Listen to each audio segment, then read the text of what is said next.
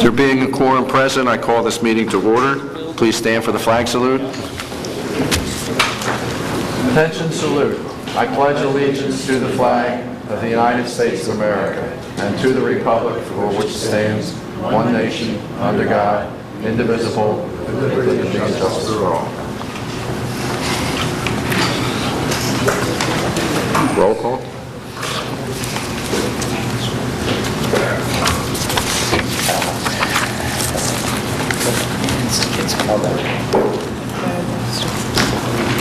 He's going to sit for Rich. I just looked it up. He's like 49 something. Okay.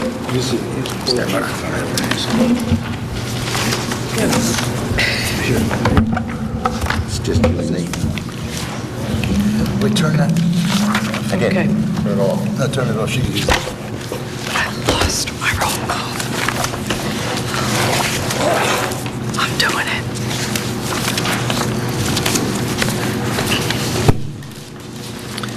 Okay. Tom Collins. Here. Adio Santori. Bill Gottrell. Clem Osleski. Michael Richmond. Jim Galantino. Brenda Talby. Margaret Gubernalti. Michael Cristaldi. Craig Palmisano. Rich Patterson. This meeting is being held in accordance with due public notice thereof and pursuant to the New Jersey State Sunshine Law. Notice of this meeting was advertised in the press, and a copy of same has been posted on the bulletin board in the municipal building. All applicants are hereby advised that should you receive board approval tonight, you must come forward and sign a form which informs you regarding the timing of receiving building permits and mercantile licenses. At the end of your case tonight, please see the board administrator to sign the two information sheets.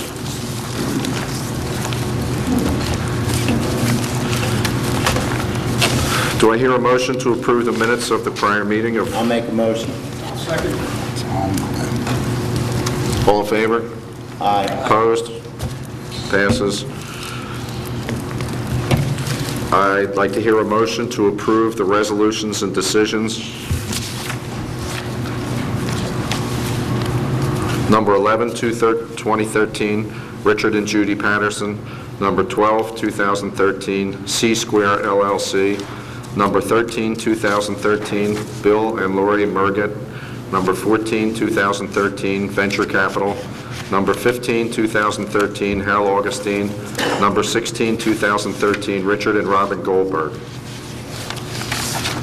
Do I hear a motion? I'll make a motion. Glenn? I'll second. All in favor? Aye. Right. All opposed? Motion passes. For the record, Mr. Patterson. For the record, Mr. Patterson didn't vote on the two applications where you recused your own and as to the approving Right. resolution, correct? Right. Okay. Before we start, I'd like to have a moment of silence for Ned Humphreys, who was on this board or boards for More than 30 years. a lot of years. Yeah.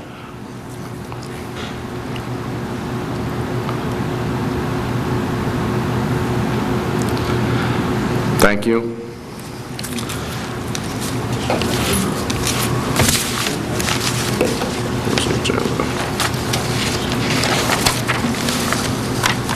Okay, the first case, Sean Gormley, 2 South Pembroke Avenue, Block 117, Lot 9, in the S60 District, to grant a C variance for fence height and location. Taxes are current, and proof of advertising and notifying is satisfied. Mr. Rubin? Roger Rubin. Yes, I do. The subject property is a 2.5-story single-family house on a corner lot of 80 along Ventnor Parkway by 139 feet along Pembroke. Slightly irregular, being in all 11,396 square feet, which is almost a double-sized lot in the zone. On the Parkway side of the house, there is a swimming pool and patio, which in 2006 received variances as to pool equipment, location, and fence location. On 3 sides, the pool is surrounded by a hedge of arborvitae approximately 15 feet high. The request herein, as illustrated in the QMA plan submitted with the application, is for fence height and location variances to install a 10-foot-high fence for sound attenuation inside the evergreen hedge along the Ventnor Avenue frontage and 54-plus feet across the Pembroke Avenue frontage and 26 and a half feet along the rear property line adjacent to the Swift House. The proposed fence is board-on-board construction and is requested by the applicant to reduce traffic noise into the pool area, which of course reaches a peak during the summer months. Variances required are for pool fence height 10 feet high requested versus 6 feet permitted.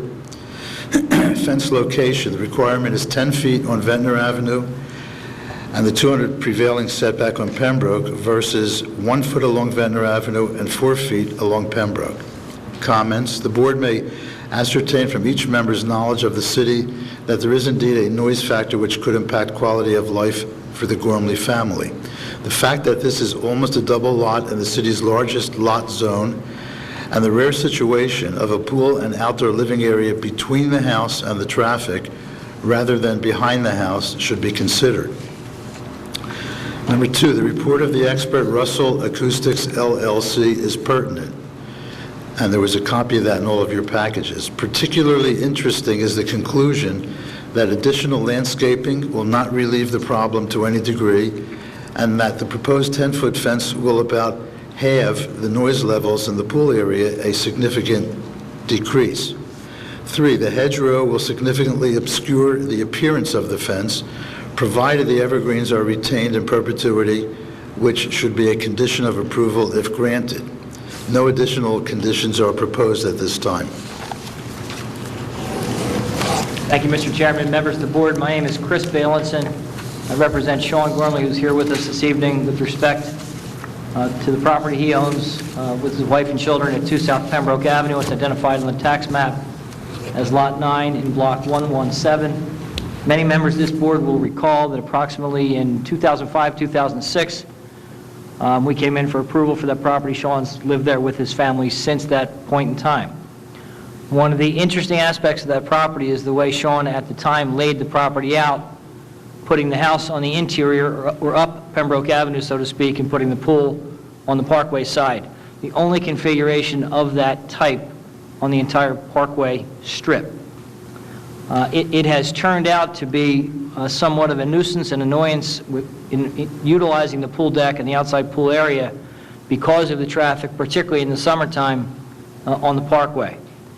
In light of that, Sean comes before this board asking for variance relief for pool fence height and location in order to construct a 10-foot board-on-board fence interior of the existing evergreen buffer that completely surrounds the pool and patio area. Todd Miller laid the fence out and can testify briefly as to the location of the proposed fence as well as the type of construction.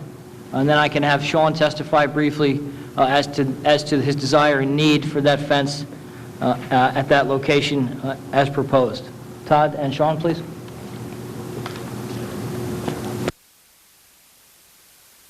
Todd Allen Miller. Sean Gormley.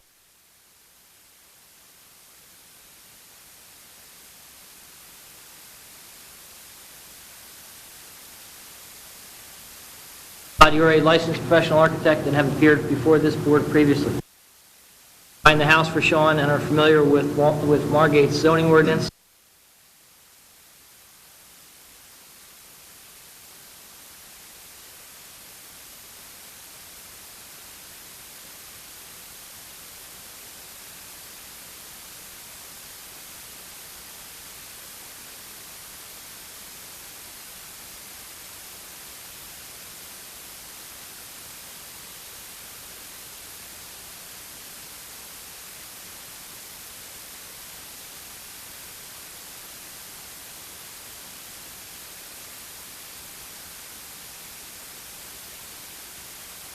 That hedge is the typical 6-foot high.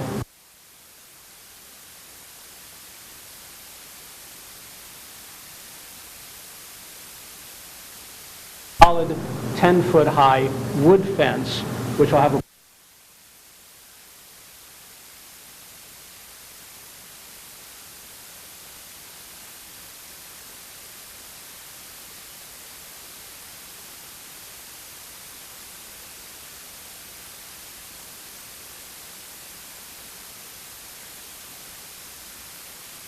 wrought iron fence. The iron fence is actually on the outside of the hedge.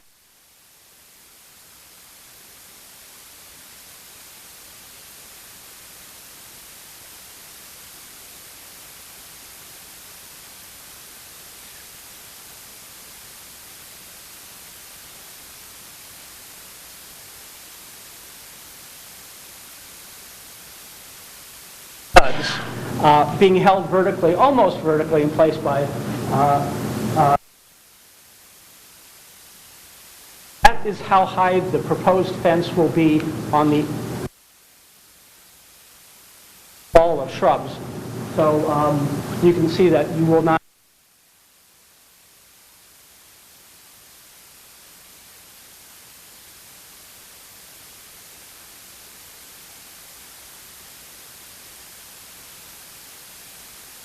correct. And everything obviously is on the inside of the evergreen planting.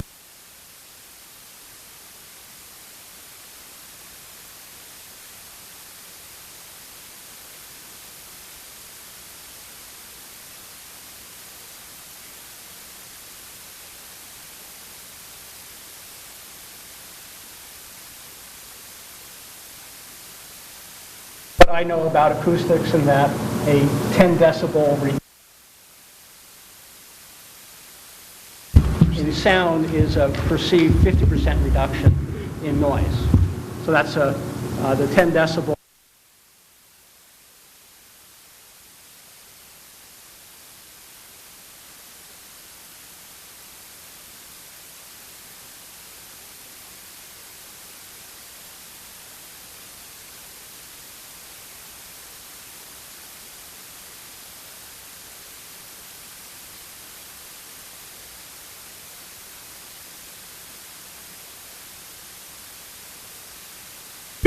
Sean, tell the board, if you would, the mistake that you made when you laid the house down.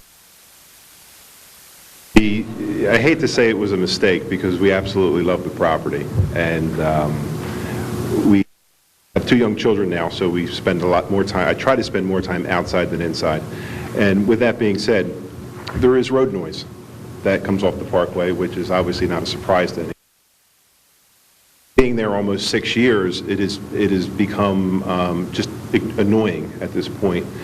We do have a sound system around. Of course, I've tried to drown it out with sound, but there's moments when you might want to make a phone call and road noise, and even with the radio not on, it's just loud.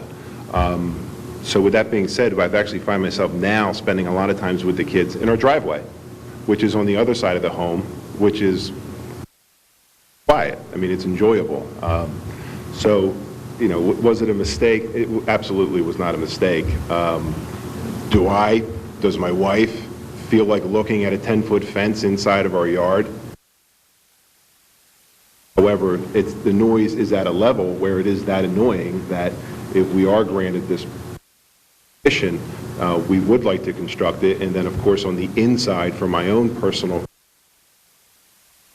I'm going to have to figure out maybe additional arborvitaes on the inside or ivy up. I will do whatever it takes to make it look nice for me, but that's my problem. You thought Mr. Swift is the only...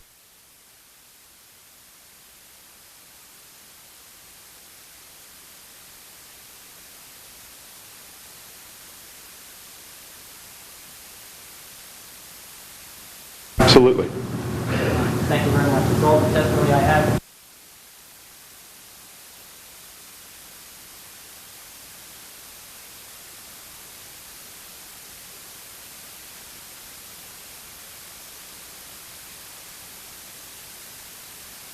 It's a wood fence, which also will be stained for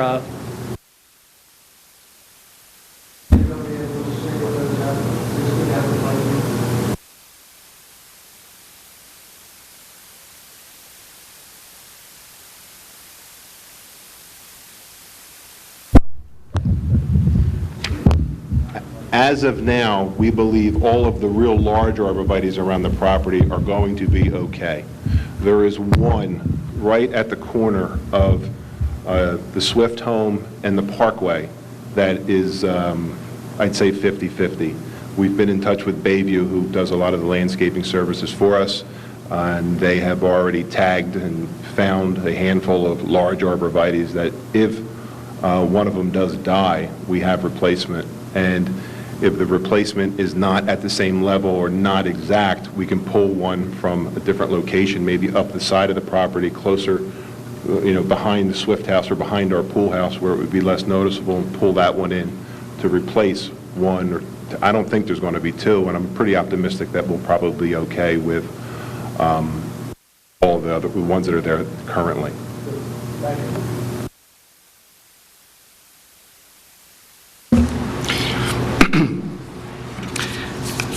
You said a 10 decibel decrease cuts the noise in half. I don't know how that works. I'm taking that from the No, I'm report. saying it says in your expert's report. Yeah, you may remember Mr. Dottie, he did the sound readings for the Ventura's Yeah, applications. He's right. pretty well respected, and I don't Right. know how that works, but that's what it says. No, I believe it. believe it. There's no problem with that. But if you have an 8-foot fence, the change is 12.57 decibels, which cuts it more than half. And then you go up a little more for the 10-foot fence, where it cuts it 3 more decibels. We are simply going upon what Mr. Dottie had recommended. He said the 10-foot fence, without being too obtrusive, would be the most Well, I think a 12-foot fence would be more effective. question about it, without being too obtrusive. Well, 10-foot, 10 foot on the Parkway, it seems extreme. And I understand there's noise there. There was noise there before he built the house, there was noise there after he built the house. But I don't see, look, I'm not a sound expert, but you're cutting the noise by more than half by going with an 8-foot fence.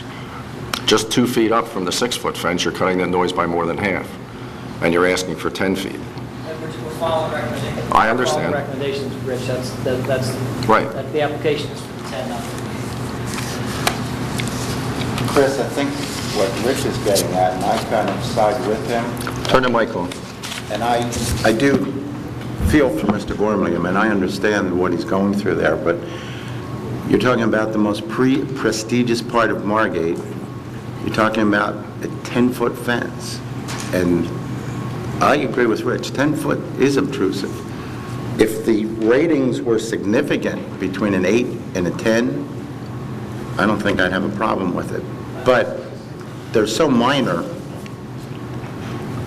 Part of the reason why Mr. Dottie and our team discussed the 10-foot fence was as you exit our home onto the patio, we have what I'll call an outdoor room, okay? And that room is up 3 steps. So I'm definitely not a sound engineer, but when you measure the distance of the sound, which is around tire level of the center of the Parkway, the further the throw of sound, the higher the height needs to be. And in addition to that, we have our patio, which is 3 feet or maybe 2 feet higher than the pool area. So in order to accommodate an area, the sitting area, which is outside, right outside the kitchen, which is our little outside room, for lack of a better term, the 10-foot fence serves the purpose for that sitting area, of course, as well as the lower area down at the pool level. So in this report, is he saying that it's not going to cut it by half if it's an 8-foot fence on the raised deck? raised area. I didn't see that in this report. We chose not to bring Mr. Dottie here. Chris, you also don't have, all the ratings are from the pool. Sorry? All the ratings on this are from the pool. Did he do tests from the patio or the raised elevations? Everything that we're looking at is only based on the pool. We are repeating to you, Tom, what Mr. Dottie has told Sean with respect to the location of the patio versus the pool decks. I understand, but what's the rating on the patio? In other words, we can see what the rating is on the pool, but we have no clue what it is on the patio or in the enclosed kitchen. I don't know what the numbers are on the patio. But even at the pool, it's more than half more than 50% reduction. It's like 25% more than 50% reduction. At 8 feet versus 10 feet? At 8 feet versus 10 feet, yeah. And I'm not a landscaper either, but the trees look in really bad shape. They're very thin, and my arborvitaes don't come back that I've had, so that's my concern.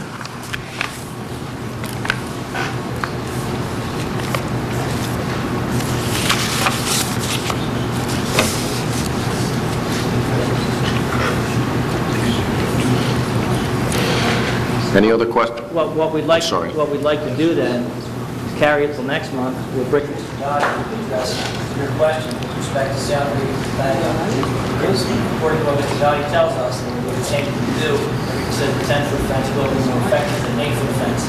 And there's no point in doing it if it's not going to work. So if we'll come back next month and bring Mr. Dodge. We still have time. Well, you've only heard from 2 board members, so, I understand that. okay. But the comments I'm hearing from the board members may cause other board members to have some concerns. Rich, it probably wouldn't be bad, I hate to impose and make you come back, but just to get the proper reading. In other words, if on the patio, that only went down with an 8-foot fence, 4 or 5 versus the 10, it's information that would help me make a good decision, because 10-foot's a big fence. You raised the issue, we'll bring Mr. Dottie here, he can answer your questions. If that's what you want to do, if that's the change, then that's what's wrong with it. You've just never heard Tom and I agree before, have you? I just tell you, If the arborvitaes were looked better in this picture, would you know that there was an 8 or 10-foot fence behind it? No, I actually looked at the arborvitaes at the site. Okay, but I mean, The if picture they- makes them if look they pretty were- good. If they were in better, they're more plentiful, would you know if there was an 8-foot or 10-foot fence behind it? Yes, You would? the solid fence, and you would notice a solid fence at the top. Right now, you have a metal fence that you can see through. But it's not going to be, is it white? it's going to be wood stained. It's a 10-foot fence. I mean, picture what a 10-foot fence looks like on the parkway. Staining, dark. The back side, the side that's facing the arborvitae, I'll do whatever color, I mean, that I can... Well, I don't care what color it is. Well, it would help. Turn your mic on. It would help to be a darker color if it was stained brown to match the trees behind it. You would see it Realize less. the storm was significant, but right before the storm hit, they were a little too blocking a lot of the sidewalk, and someone had requested that we cut them. Did that, and we cut them back pretty good. Then the storm came, which they definitely look a little bit more bare than they have in the past. However, I am told by Bayview that by cutting them back, all the internal growth will come back as long as they're not dead. And as we alluded to a little bit ago, I think we might lose. It will thicken back up. Rich, just so the board knows too, I was told the same thing on my building, that they will naturally grow back in unless they're really, really bad. I'll lose a few in the back of mine, but Mr. Gormley is correct. It's up to you, Chris, whatever you want to do. And not to interrupt you, but Go ahead. if I were to lose all of them, I'd replace all of them. It's still a pool on the parkway that I want privacy in, and I do want it to look nice. I spent a lot of time designing that house and putting some of the touches onto it to try and accomplish that, and I'm not going to, whether the fence is erected or not, that home's going to look nice. Rich, I'm not going to carry this. I don't want to burden this board with hearing this application again. I think I'm just going to let the board vote. We'll see where it comes. Okay. Rich? And, yes, turn your mic on. Basically, what we're talking about, the 10-foot fence is less than the height of the arborvitaes. 10-foot fence would basically be a little greater than that wall over there. And it's high, and then, but you're saying the difference between a 10-foot going down to the 8-foot, he's not gaining anything as much as... What the report is saying, at 8 foot, he's more than, Well, that's What's more not like 8 10 feet? feet. It's not 8. Huh? It's not even 8. That's not even 8? So it's 2 feet higher than that. Serious more. But, no, what the report says, that if you go from 6 feet to 8 feet, you more than cut the sound in half. 10 would cut it in half, and it's at 12 or 13 that it cuts it. Okay. And at 10 feet, it cuts it from, at 10 feet, it goes from 12 to 15, so it's not going to like triple the sound. So I'm you're- just going by the report that they presented, so, 12 to 15. right. Okay, any other questions from the board? Is anyone, what? I have a question. Chris, do I understand it, though, that no matter what the fence height is, that these arborvitaes are going to cover that fence, and that you're willing to make that a condition, correct? Okay. I wanted to just get that straight. In perpetuity, so long as the fence exists. Right, okay. Is there anyone here from the public who would like to comment? Public portion is closed. Stan, would you phrase the motion? This is an application for Mr. Gormley for 2 South Pembroke Avenue. It's in the S60 district. We reviewed Roger's report. I agree with the variances that are required. The variances are for pool fence height. The proposal is for 10 feet, and the permitted is 6 feet, and also for fence location, as indicated in Mr. Rubin's report, 10 feet on Ventnor Avenue. And Roger, if you could just explain that, I didn't understand that totally. The requirement's 10 feet on Ventnor Avenue, and then 200 feet prevailing setback on Pembroke. The ordinance states that the fence for a pool, which is in the front yard, has to meet the prevailing setback, I see. or 10, whichever is greater, and on the Parkway, that makes it 10, and on Pembroke Avenue, that makes it something else, I understand. or 10. But it would be, those would be the C variances for the fence location. There is already a fence located there, correct? Correct, So yeah. it's already existing, and this would just be an expansion of that or a change in that fence.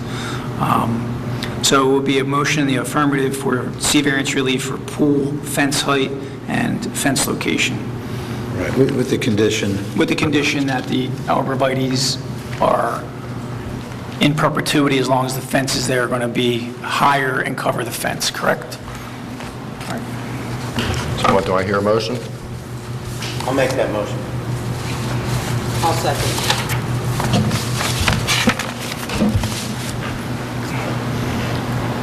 Bill Gotchall, Seeing the... could you turn your speaker off, please? I could. How's that? Seeing the difference, I'm really not 100% with an 8-foot fence or a 10-foot fence, but seeing that the arborvitaes are going to be maintained above that point, I don't really see the difference whether it is 8 or 10 feet. It is going to hide it. It does create a big wall of green anyway, and the fence behind it's not going to be white. Other than that, I don't see any other reason, so I'm going to vote yes on that. Tom Collins? Say maintain. Based upon the presentation and the lack of information that I think is required to make a decision of a 10-foot fence on the Parkway, I don't really have enough information to vote yes or against it, so I'm going to abstain. Glenn Wozleski?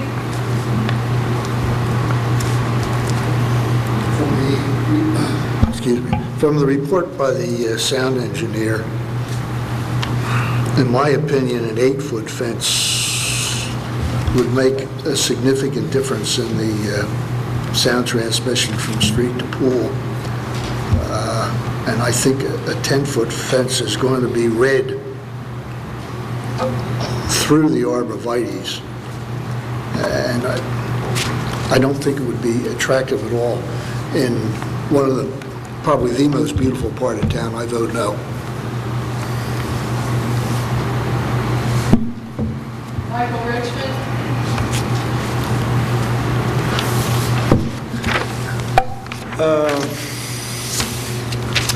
I think 10 feet is excessive. It's 10 feet. It's big. I'm going to have to vote no.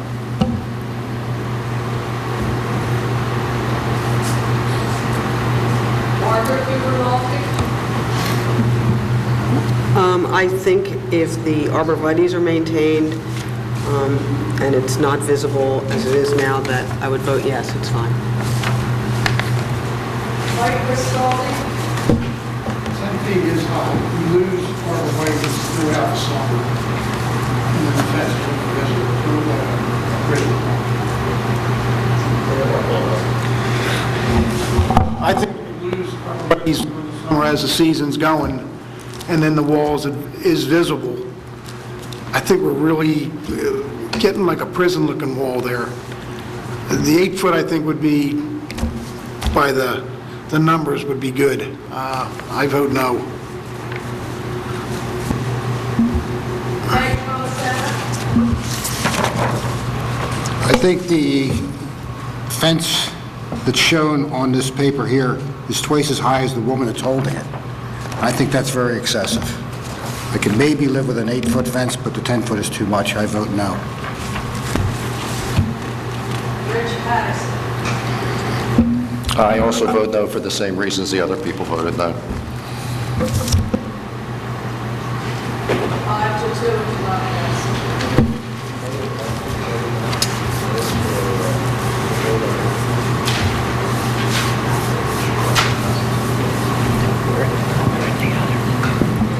You're not going to make an amendment right now. We'll make another application if you deem it necessary. You're not going to make an amendment right now, right? I don't think you're permitted, but I mean, I don't want to foreclose that.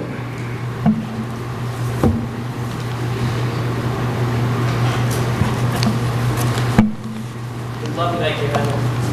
So we're going to the 8-foot fence is testimony remains the same, but rely upon testimony of the defendant and the report that you have. That puts me in a quandary because we've already taken a vote on it, and it may require a new application at this point in time. That's why I was asking you. I think you're going to need to make a new application because you chose not to make the amendment. After the vote. And request a second vote on the application with the amendment at 8 feet versus... All right. Otherwise, yes, we can go through the cost and expense of making another application and bringing Mr. Dottie next month, if that's the board's desire. I think the amendment can be made on our feet at this time, since it seems to be consensus of the board that I agree. the application should be amended. What I'm going to recommend at this point in time is that that because the board members are all here and we heard the application, we don't want to cause undue expense to the applicant. And at this point in time, I'm going to request that the board open the matter back up to take a vote with the amendment that the fence will be 8 feet.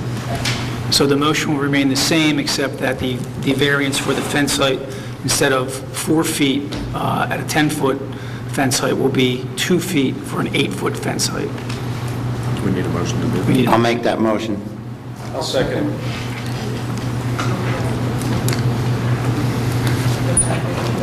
Mike Cristaldi?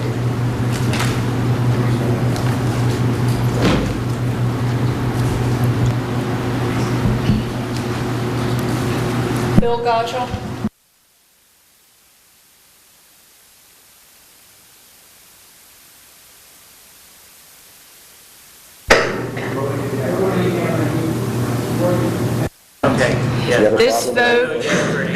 This vote is a vote on an 8-foot fence. Right. The application has been amended. Okay.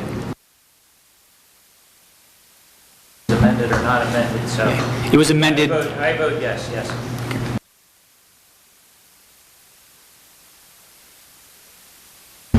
I also vote in favor. I think a 8-foot fence is much more palatable on the gardens there.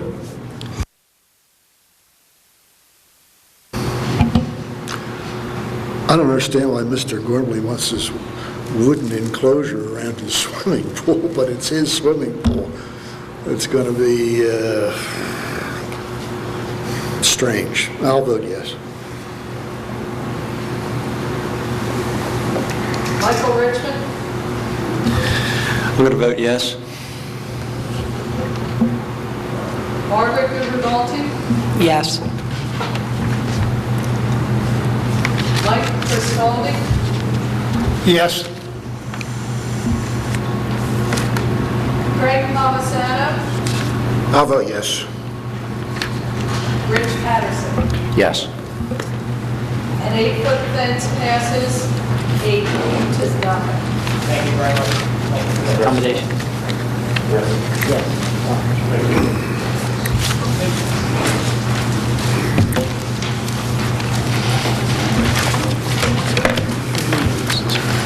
Next case is Jay and Shannon Snowden, 617 North Huntington Avenue, Block 709.02, Lot 17, in the S50 District to grant a C variance for pool setback.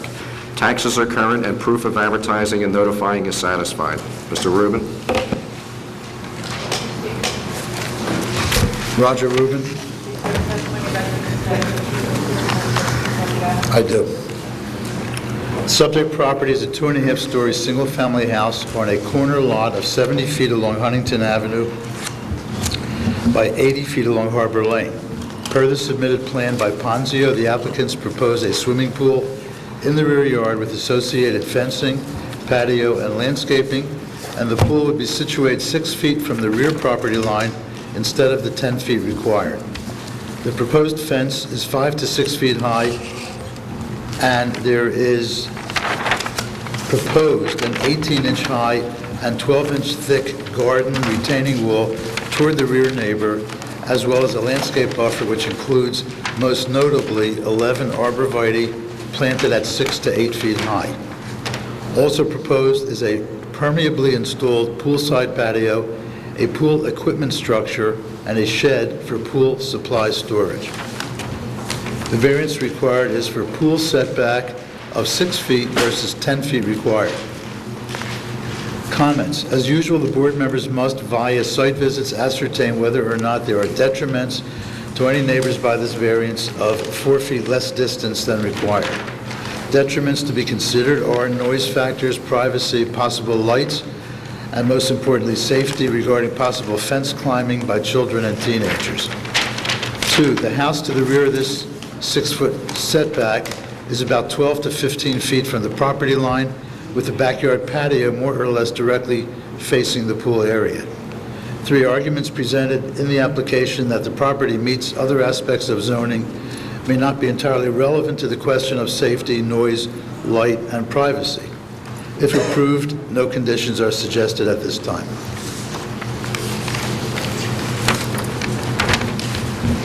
Thank you, Mr. Rubin. You're welcome. Mr. Chairman, my name is Chris Valenson.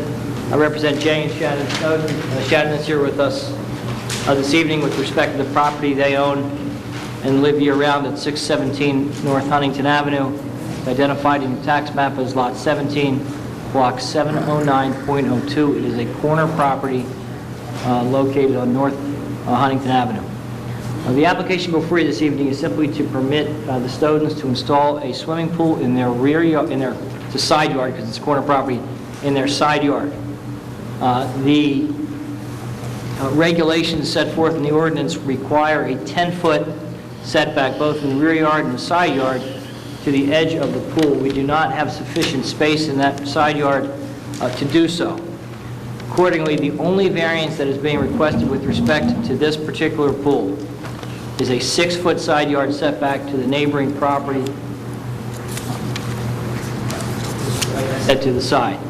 All other aspects, I'm not going to touch upon aspects of the house, Mr. Rubin, all other aspects of the pool far exceed the setback requirements, and you will see from the plan that's established, we still meet the landscape requirements, we still meet the coverage requirements, so the only request is with respect to the 6-foot to the pool on the one setback.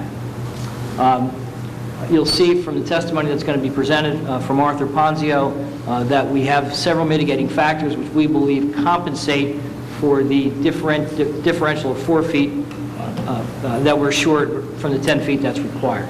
With that having been said, let me introduce Arthur and then have him go through his testimony and show you some exhibits which help to justify the variance. I just suggested 8 foot 8, left to 8. Matters the board will accept Mr. Pongio's credentials. As always, yes. Thank you. Arthur, without me having to go through this point by point, you're familiar with the property? I am. Taking a look at it today, in fact? Yes. And previously? did. You've taken some photographs of it? Yes, I did. Your office has also laid out the site plan located the pool in this yard, showing the 1 variance of 60. Finally, then take the board to the condition of the property and then the application of We'll take the mic. Please. Please. Bring it over for me.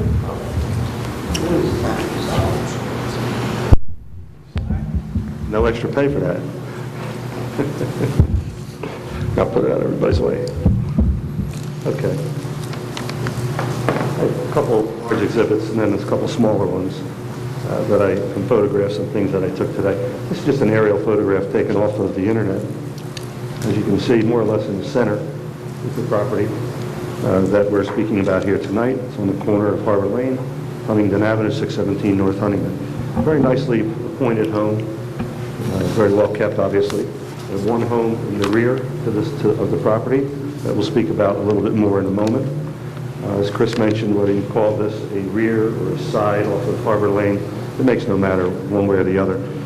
We are asking for, I'll go to the second exhibit, one deviation from the ordinance. Property lays out extremely well. The existing home is situated relatively far back at Huntington. As you can see, it's got a 20-foot front yard setback. That gives us to the rear of the property from the rear 22 feet in total. So the 10-foot setback off the rear line, together with a whatever modest setback you would have, would really squeeze the area that would be allowed, that would be available, let's call it, for the swimming pool, thus the reason for the variance. Now, when I went to the site, I mean, we want to make certain that we're doing everything correctly and we have a safe situation here, notwithstanding the fact that we're 4 feet shorter than the requirement. The pool itself has a little bit of a variation on it, something that is a little bit out of the norm. If you notice a rather dark line here, it's a 18-inch high wall, 1 foot thick, on the back side of the pool. They create like a backdrop to the pool, looking at the pool from the home. In the area between the wall and the property line, of course, we're proposing significant buffering. The buffering would be layered. It's, I'm going to say, about 3 layers. There's a low level of grasses, then there's an intermediate level, and then, similar to the application spoke to a moment ago, significant stand of arborvitaes, which you all know now grow pretty tall and pretty dense and pretty thick. So that is what's depicted on the illustration. In addition to that, there's a 6-foot fence that we're proposing, a solid fence across the rear line. So from the edge of the water, we'll have this 18-inch high wall, a foot wide. We'll have the triple layer of buffering for the 5-foot width, and we'll have a 6-foot fence. That's what's on our side of the property. Pretty significant. Every one of these is different, as you know. You hear a lot of these applications for these pools that come before you, and the properties, the way they're developed throughout the city, it's difficult, for the most part, to position a swimming pool in a rear yard. Our rear yards in Margate, for the most part, are not that large. And the homes, when they were built, for one reason or another, happened to occupy essentially just about all of the property that they could. In other words, they met the coverage requirement, such as this does. Now, as I say, these are all different, and in doing what I do, we need to study each property on its own. In this particular property, the house to the rear has already about a 4-foot wide, very dense buffer to the rear. That landscaping is 100% on our neighbor's property behind us. When you add this together with the setback that we have, we essentially have a 10-foot dense, multifaceted landscape buffer coupled with our 6-foot fence in the center of that. You've got a real significant buffer, 10-foot wide, between the two properties leading up to the edge of the swimming pool. One other factor, and we've talked about this on other cases, elevation. The elevation of the ground on the neighboring property, I have a photo I'll pass around to show you that, versus our property, conservatively, is 1 foot lower. The property adjacent to us is 1 foot lower than the existing ground on our site. When we build in the backyard and hopefully build a swimming pool, we are going to raise the ground about 6 inches so that we can take care of the runoff and everything else that's required to do so. So in a sense, when that's all done, our ground, our finished ground, will be about 18 inches higher than the ground behind us. What that means is our 6-foot fence becomes 7 to 7.5 foot tall when viewed from the adjoining property. I think when you couple all this together, the fact that we have a large setback which squeezes our rear yard a bit, we're taking that into consideration and coming up with the most solid buffer we can on our side, together with this, I think, pretty significant fence, the differential in the height, coupled with the neighboring property landscape, creating a minimum 10-foot wide situation between the two properties. I'm gonna, if you will, I'll pass these around. You have to mark these or anything? One of the things that is always a concern of the board and the city as a whole is these security issues.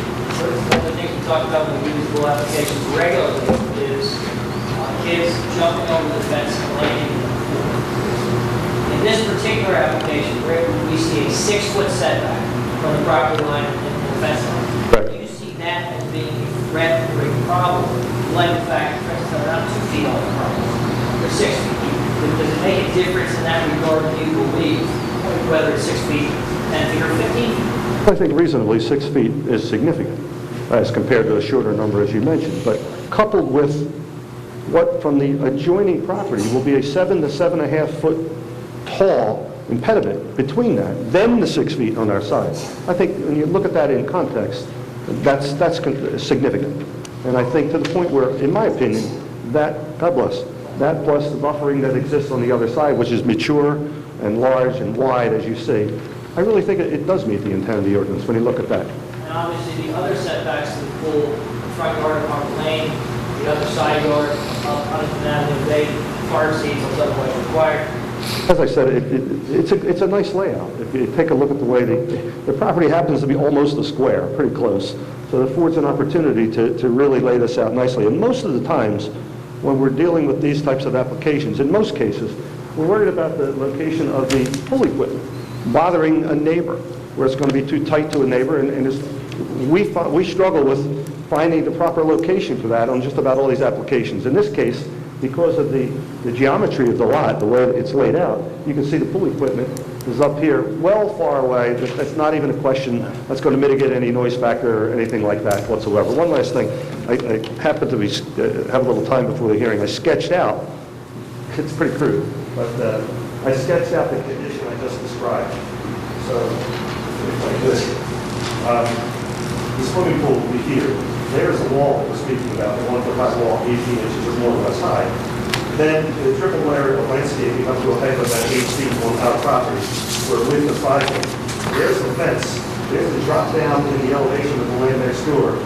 The landscape that you saw in the photograph here. And by the way, then beyond that, there's a little part of the house behind us. It's a 1-story section that sticks out. They just plotted that just so that you can see the relative distance between the two. So if you happen to be standing in this backyard, you have a short distance to stand there. You have the tall and wide and thick landscape buffer that you saw.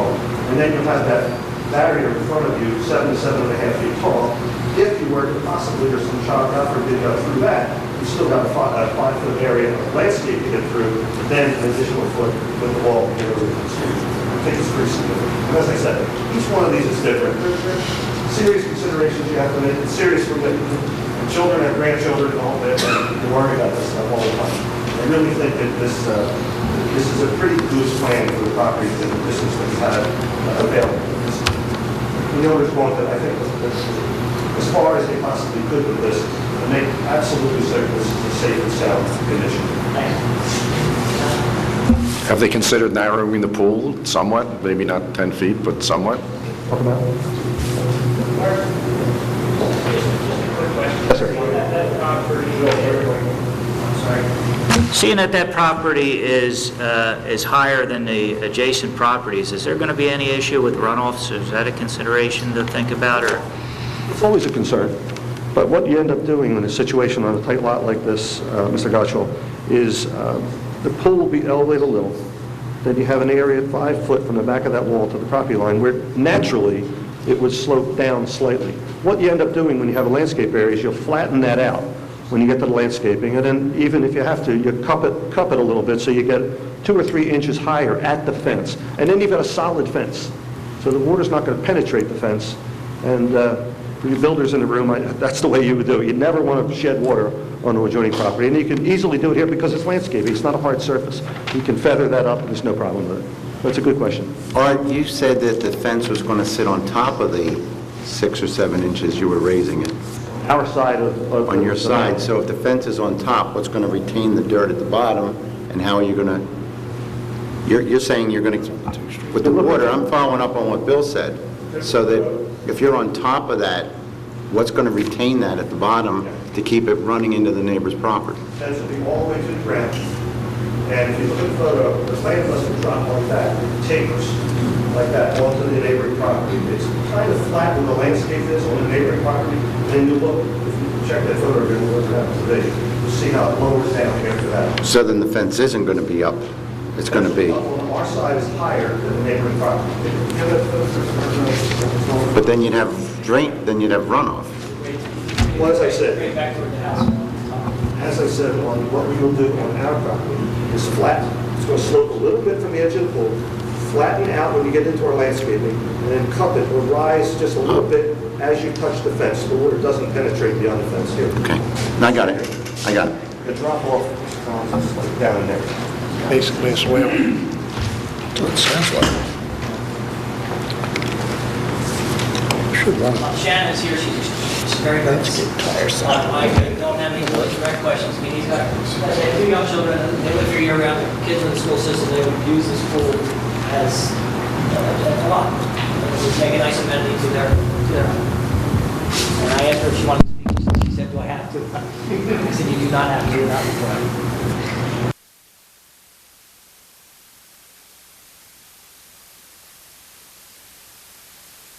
Could you or Art explain this 4-foot child fence?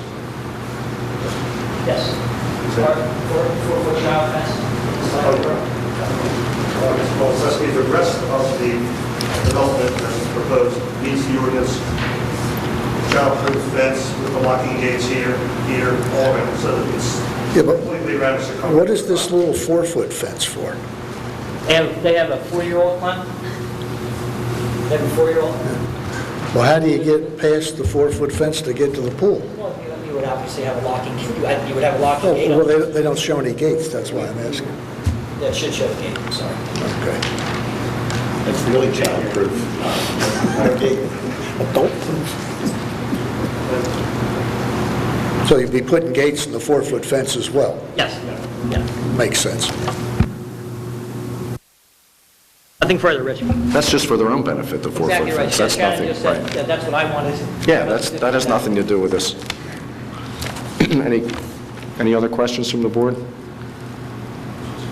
Did you consider narrowing the pool a foot or so to get closer to the ordinance? Oh, I guess I can't ask you that question. She has to be sworn in. They spoke about it, from the, if that would make a difference, that can be done. But this is the design they came up with, they prefer to leave as is, the 6 foot with the additional considerations. Anything else from the board? Does anyone here from the public like to comment? Public portion is closed. Oh, I'm sorry. Mr. Amber, the neighbor raised his hand. Oh, please come forward. And state your name. IMBER. 2 Harbor Lane.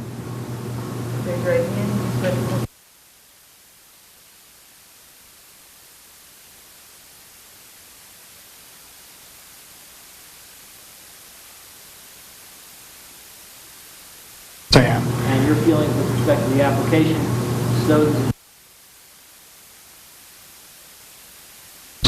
The Snowdens have been living behind me for the past several years. They are a very, very, very far as taking care of their home. They've done a magnificent job. It's a beautiful at 2 Harbor Lane for the past 14 years. They expressed to me their desire to put this pool in, and they're as nice a family in Margate as you'll ever find. I'm sure Jay is not here because he is working, as he has worked for years. And Shannon, she's a great mom. She spends a great deal of time with her children in the backyard. And like I said, what they had told me, what they want to do with this pool, I think it's going to be beautiful. It's going to be a betterment to the neighborhood. We're going to clean up the between my home and their home, make it a little prettier. Mine was damaged after Sandy, so we're working to get that restored. And I give them 100% backing on whatever they want to do. They are truly good people. Thank you.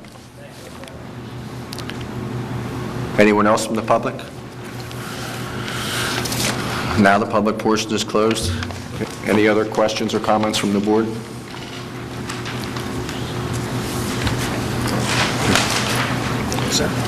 Do you want to do the motion, or just a pretty simple motion? Somebody like to make a motion? I'll make a motion to approve the application. I'll second.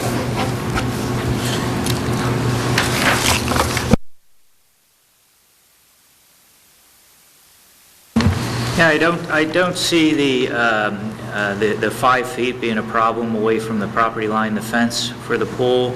I got my question answered on the runoff. I'm surprised Norm doesn't get a gate. But I vote yes. When I looked at this property and the application, I had a lot of concerns over changing our ordinance from 10 feet. After listening to Mr. Ponzio's presentation and his answers, I feel pretty comfortable that this is probably going to be a nice enhancement to the property. If it was significantly less than the 6 feet, it would probably really bother me, but I think as it's presented, it's okay, so I vote in favor.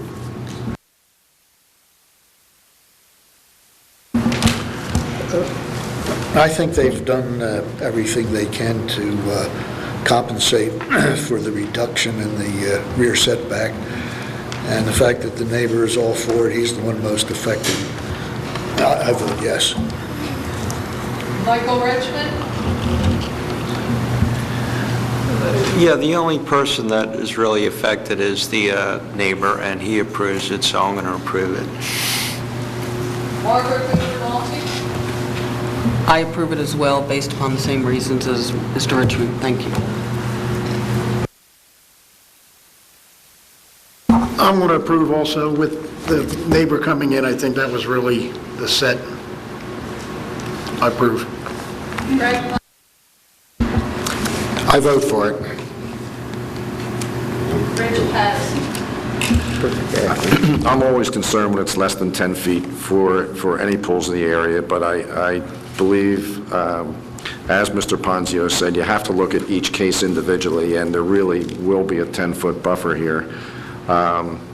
I would have liked to see the applicant make the pool a little bit smaller, but they didn't, but that's their decision. But I feel the intent of the 10-foot barrier is being met here, so I approve of the application.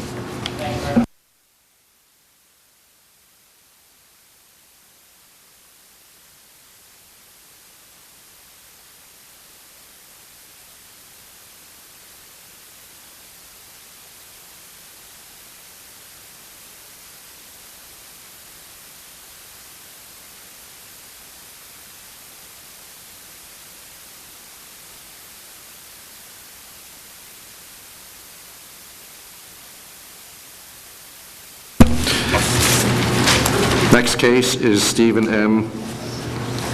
Zematitis. No more better than I do. Stephen M. Zematitis Jr., 403 North Lancaster Avenue, Block 613.02, Line 11, in the S40 District, to grant a C variance for pool location pool equipment location, possible landscaping, possibly others. Taxes are current and proof of advertising and notifying is satisfied. Mr. Rubin? Roger Rubin? Yes, I do. Subject property is a two-story, single-family house on a lot of 60 by 85, or 5,100 square feet.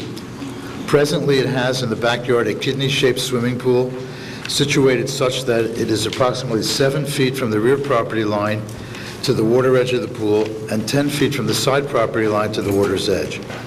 A check of building records indicates the pool was approved in 2002 for the former owner, and the approval was that the pool shall be constructed 10 feet from the rear and side property lines.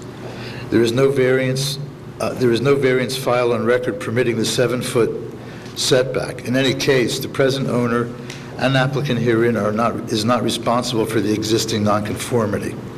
The request is to replace the pool with a new rectangular one, 14 feet by 20 feet, with an attached spa, 7 by 8 feet. The new pool would be located 3 feet from the rear property line to the water's edge, and the spa would be 5 feet 9 inches side property line to water's edge. Also proposed is an enlargement of the paved poolside patio as shown in the plan by Thomas Scangarello to encompass most of the backyard. In addition, a pergola is proposed to be 19 feet by 13 feet in the left rear corner of the backyard. Variances required: number one, pool setback from property line, 10 feet required to the water's edge versus 3 feet to the rear and 5 feet 9 inches to the right side. Size of pergola, 80 square feet is required versus 247 square feet as proposed. Height of pergola, 9 feet permitted versus 13.5 feet as shown. Pool equipment structure, 4 feet from the side property line as compared to 10 feet required. Landscaping, 35% required for the total lot landscaping versus 32% with the pool water counted. This is a reduction based on the enlarged pool patio. Comments: the pool setback, as always, is based on possible impacts to neighbors of noise, privacy reduction, lights, and most importantly, safety. A 3-foot distance is quite close in terms of a child climbing the fence and possibly getting into trouble due to the closeness of only 3 feet and 5 feet 9 inches. Site visitations will clarify these impacts to board members. 2, the setback variance regarding pool equipment should be judged by observation about potential noise impact on the right side neighbor.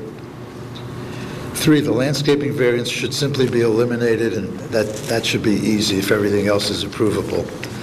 4, the pergola should be considered in terms of aesthetic and mass impacts on neighbors, left and rear. Also, the applicant should provide information as to potential night lighting and speakers, TVs, etc. in the pergola which might impact neighbors.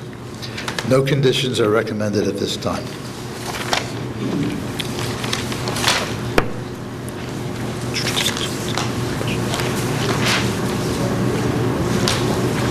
Who he is? That's Mr. Scangarello. Good evening. Good evening. My name is Thomas Scangarello. Scangarel.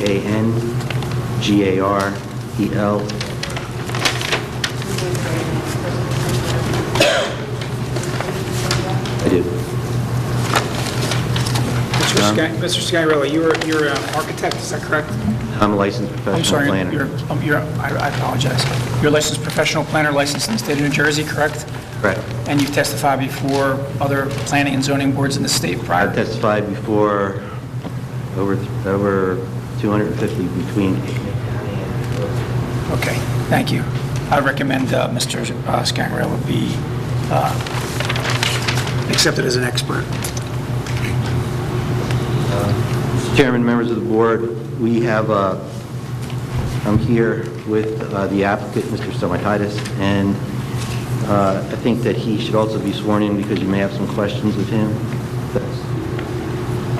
Yeah, when he's ready to speak, we can swear him in. At that point in time, we can swear him in when he's ready to speak. Mr. Rubin indicated we have somewhat of a dilemma. The property that is owned by the applicant was destroyed through the hurricane. And what he is attempting to do is restore the property. However, in doing that, the swimming pool that he had, which was a vinyl swimming pool, was shifted. It was moved, and it cannot be repaired.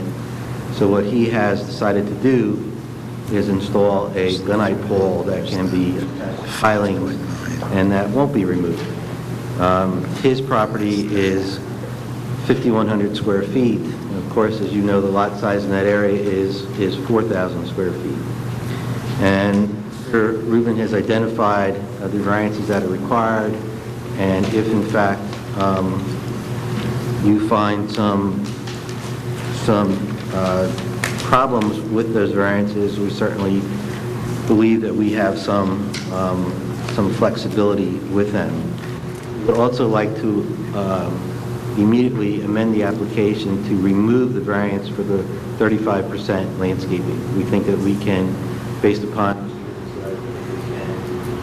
find another 3% of area for the landscaping.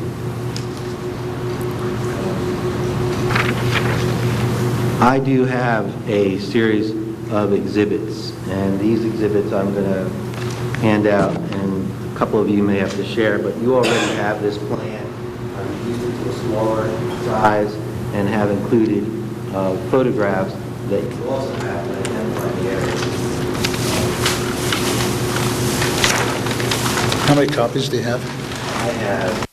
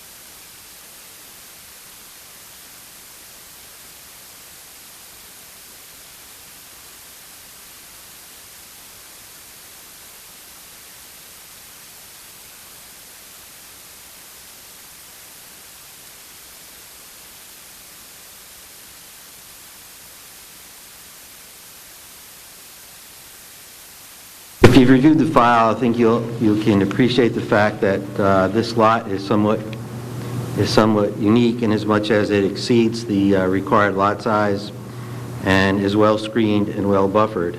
I do understand that arborvitae may be the city's favorite shrub, but as a company that where we do landscape architecture and also own on the Jersey Shore, we've come to the conclusion that arborvitaes are susceptible to some problems with respect to being salt tolerant and other issues. So what we are proposing is not arborvitaes, and I apologize for that, but we are proposing something else, which is skyrocket junipers, which is a tree that is a bluish green in color that grows about 15 feet tall and a little bit wider, which we think we've had a little bit more success with. So I just wanted to get that out of the way. The applicants are trying to do as much as they possibly can to enjoy their property. They have moved here year-round, so they live here, and based upon the storm, they want to make these. As I indicated to you, unfortunately, the pool that they had before just, for the most part, didn't work. And a rectangular pool, in most cases, gives you more pool area than a kidney-shaped pool, which is what they're proposing now. Variance, if granted, will also provide more room for lounging and usable space in their backyard. We've hidden the pool equipment adjacent to their property and will buffer the pool equipment from the neighboring property. And the pergola is an enhancement to the property mostly for them to eat as some form of shelter, as you can see from the drawings that I've picked. As you know, as zoning board members, it's our burden to show that we have some unusual circumstances with respect to this property, and that we have something that's some positive criteria, and that we have some negative criteria, and that we're able to show that there are some benefits from doing what we're doing as opposed to some detriments. Let's start with negative issues, and Mr. Rubin has identified a negative issue with respect to safety, and I've noticed a common thread that he's identified that with the last two applications as well. We do have, if you look at Exhibit 3, we do have an existing fence in place. It's a board-on-board vinyl fence, which is very difficult to climb. However, the property that we have to the north of that, which is the adjacent property, which is on a double lot, is also fenced in with a short cyclone fence. And if we are able to add the plant material, which are the skyrocket junipers, we feel that that safety issue, for the most part, is not substantial. And the question is whether it is substantial or not substantial. We don't feel that it is. Also, as you can see from Exhibit 3, the property immediately to the north is somewhat in disrepair, and the applicants have their major living area, dining room, living room, with windows that look out onto that. So the inclusion of these trees, which we propose to be between 10 and 12 feet high, will certainly block that view, so provide screening from both the inside of the house and also from the inside of the lot, and also from the outside. So we don't particularly feel that that issue is a substantially negative.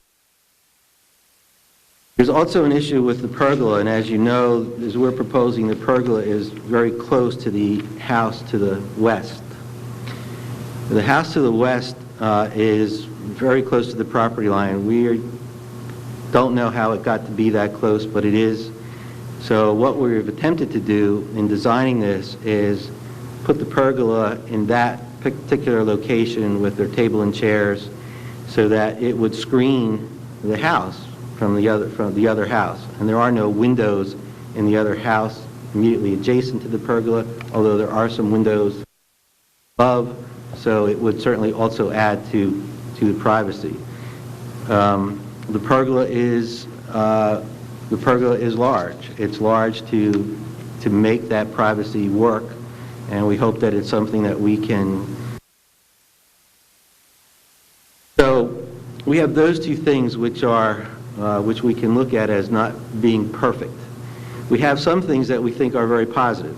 We have the fact that we're upgrading the property, we're making the property look better, we're making the property more enjoyable to the applicant, we're making it, for the most part, as we can think, storm-proof, although we don't know that anything is storm-proof anymore. We are also building as you can see from the drawing, a 18-inch retaining wall, which would be in front of that fence and in front of that landscaping to prevent any form of erosion into the pool. We will not be providing any electricity to the pergola, so there will not be any lighting. There will not be any noise. It'll only be used during daytime hours and late evening hours. So we think that all those things are positive. The fact that we're having privacy, the fact that we're upgrading the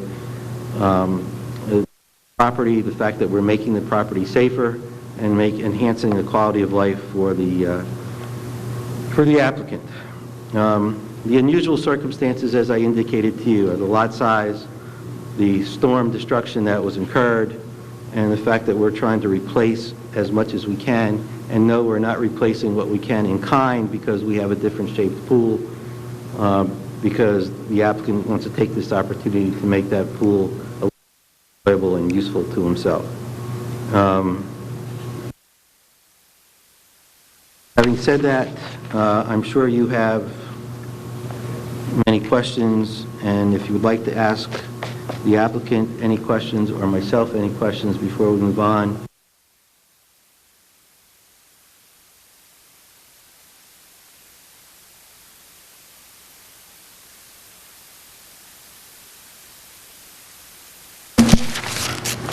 The pergola, I guess when I think of a pergola, I think of something more open. This is like an enclosed roof here. When I think of a pergola, I think of something that's a flat roof with, you know, the boards on edge or something like that, you know, which would help reduce the height of, you know, it still gives you privacy in it, but it lets more light and air through. And I don't, if you look at Exhibit 4,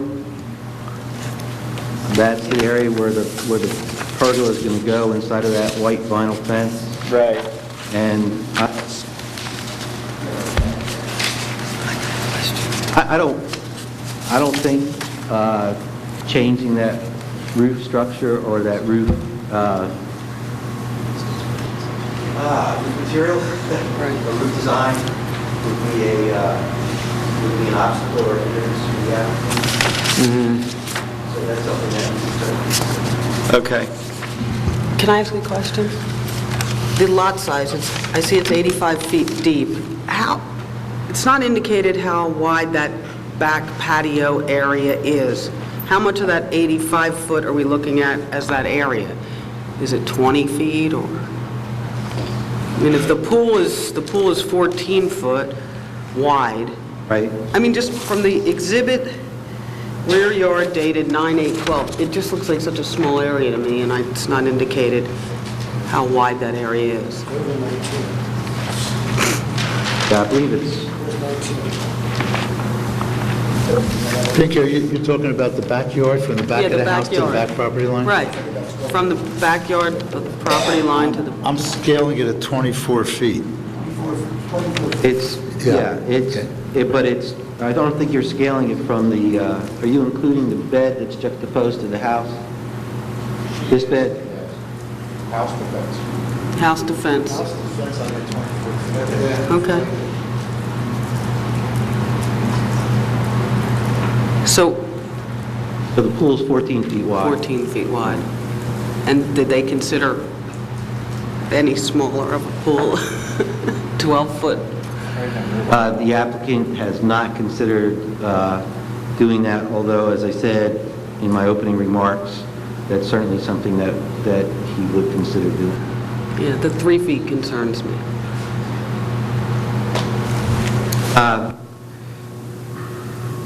As I indicated to you, we're trying to create a working environment here with you realizing that what we're asking for is complete redo of the property and complete redo of the backyard. And we do have some flexibility with respect to sizes. You know, when you go to a pool company, they say to you, this is the size we want to do. So if we have to modify that and customize it a little bit, that's certainly something that we're able to do. Is this, could you swear your... My name's Stephen Michael,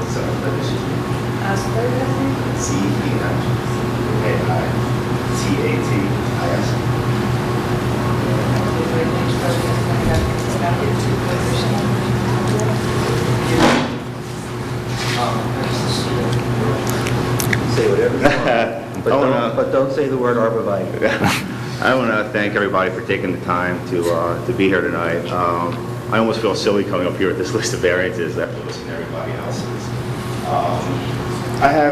I guess I have my wife and we have a small child, so I understand all the safety. We had a 21 billboard, it's all over the place. I think our property is unique in that if you're facing out the back of our home, the house to the left, Sandy's house, his whole entire exterior wall is a variance. He actually wants to add a fourth bedroom. He's already spoken to me to approve it. Okay, his variance, which I wouldn't have an issue with.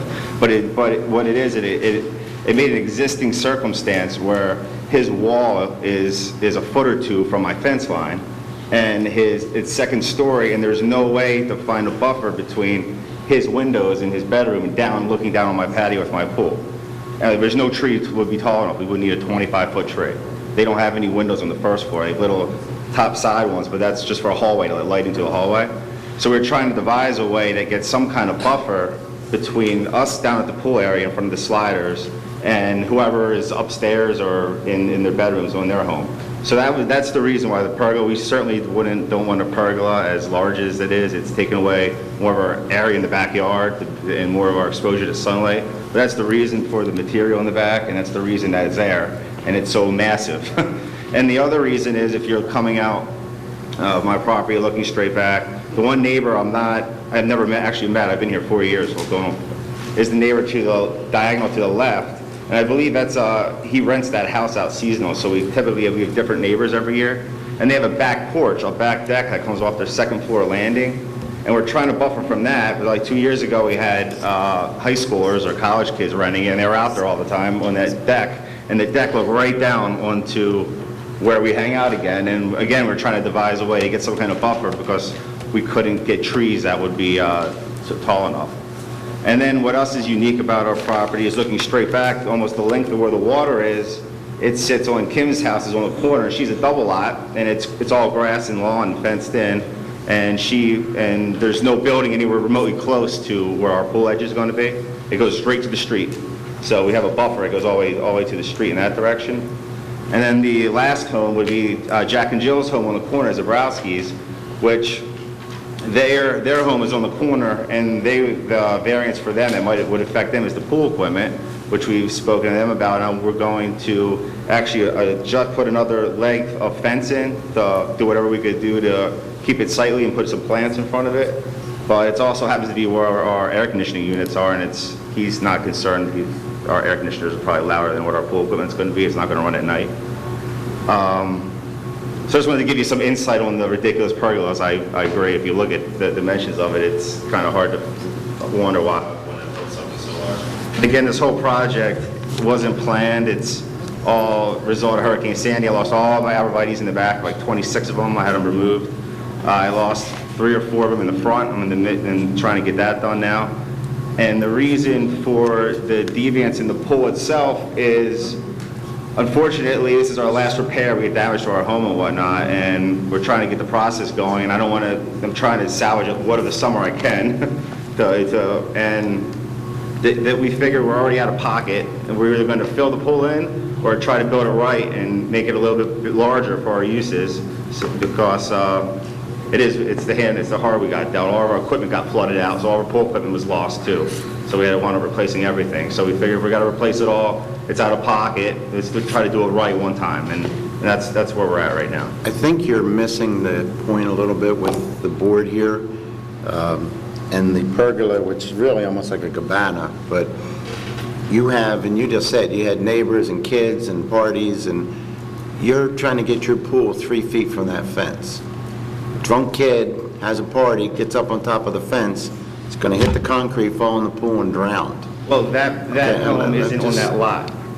But what I'm saying is, you're required 10 foot, you have, by some reason, 7 foot, which is less, and you're asking us to go from 10, you're looking for a 3/4% variance. That's too much. Your pool doesn't have to be 12 or 14. You could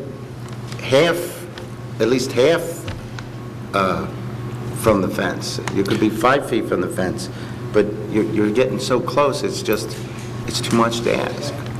You also spoke about having a 100-foot buffer in the back, and every case, again, is considered independently.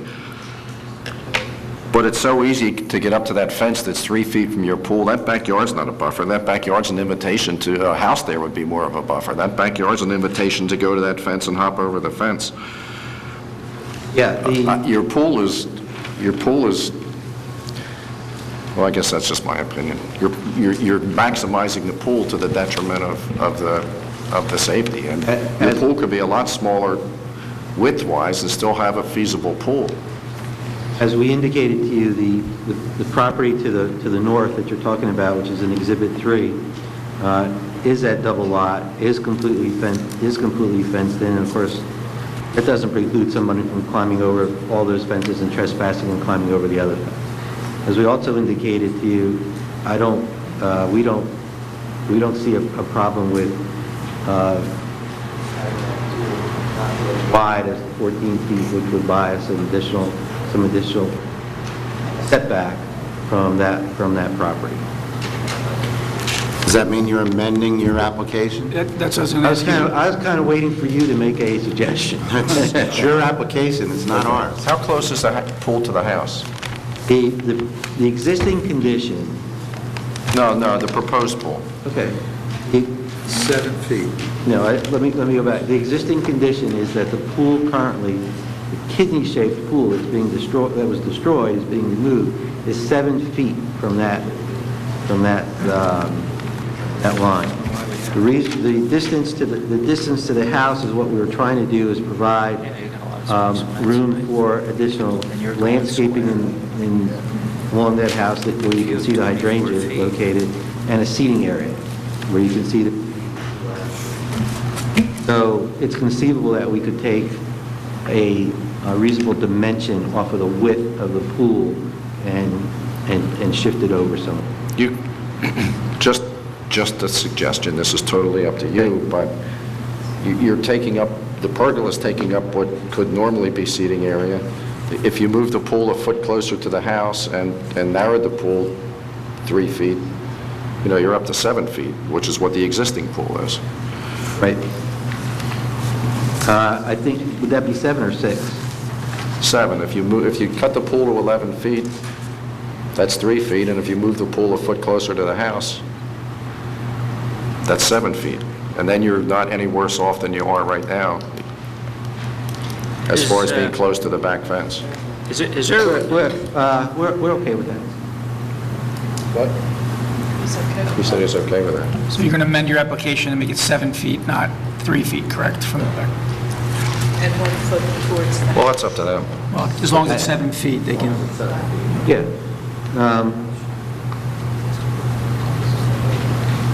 We could also, a couple things we could do with the pergola. I mean, if you feel that the solid roof, we could create that with slotted roof, which is what you normally see as a pergola, and to create privacy, we could easily put vines up of landscape materials. That would be the way that we would do that. You could shrink it a little bit and bring the height down. You could shrink it a little bit and then move it off the property line. Well, it's all open underneath. Is there a setback? yeah, if it's all open, I'm more concerned about height. There's no setback requirement for the pergola. Right. but bringing it down with the open roof concept would bring that height down a little bit, and also without a full solid roof there would make the, make it more... Make the mass less... Make it more, less massive, that's right.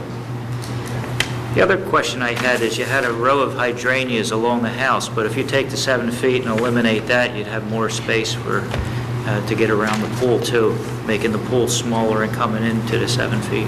You know what? We're just trying to sell them hydrangeas. And that could solve the 3% too, the coverage. No, we didn't. We can... No, I'm saying. No, they could find that, whoever they met, that's up to them. What would you rather... That doesn't... What would you rather do? Would you rather us do the open air effect on the pergola, or would you rather us lower the pergola into the Well, it's up to you. I mean, I'd rather lower it and just make it smaller and keep it solid. So at least Flat open roof. So what we'd rather do is, we'd rather keep the solid roof so that it's protected from rain and weather, but we certainly are amenable to making it lower. flat roof. Excuse me? The ordinance is 9 feet. Right. So we can keep it at the 9 feet. Well, how are you going to have a roof on it with 9 feet? Excuse me? I'm sorry, how would you have a roof on it at 9 feet? We'd have to do a roof that's solid, and it'd be a flat roof. There's There's no roof pitch requirement. Well, yes, we're proposing 13 and a half feet for the roof, okay? If you allow us to go from 13 and a half feet down to 10 feet, we can still get a little bit of pitch on the roof. Okay. I can't speak for the board, but I think that would be... Can't hear you, Mike. I can't speak for the board, but I think that's a good compromise, you know. What would be a good compromise? We couldn't hear you. Okay, they're going to lower, they're going to keep the roof solid, but they're going to lower it from 13 feet to 10 feet. These are things that these are amendments that we've talked about. One, that the distance from the rear property line, that's the property to the north, would be maintained at the current existing setback of 7 feet. That still requires a bulk variance, although it is an existing condition. Second, the area for the 3% minimum area for landscaping would be eliminated from the application. Okay. 3, the pergola would be reduced in height from 13 and a half feet to 9 feet. 10 feet. You said sorry, 10 feet. Sorry, 10 feet. 10 feet. Sorry.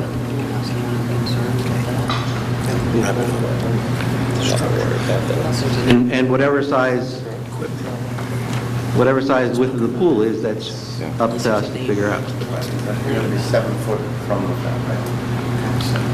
Any board have any other comments or questions? Do you have anything else, sir? No, sir. Is there anyone here from the public who would like to speak?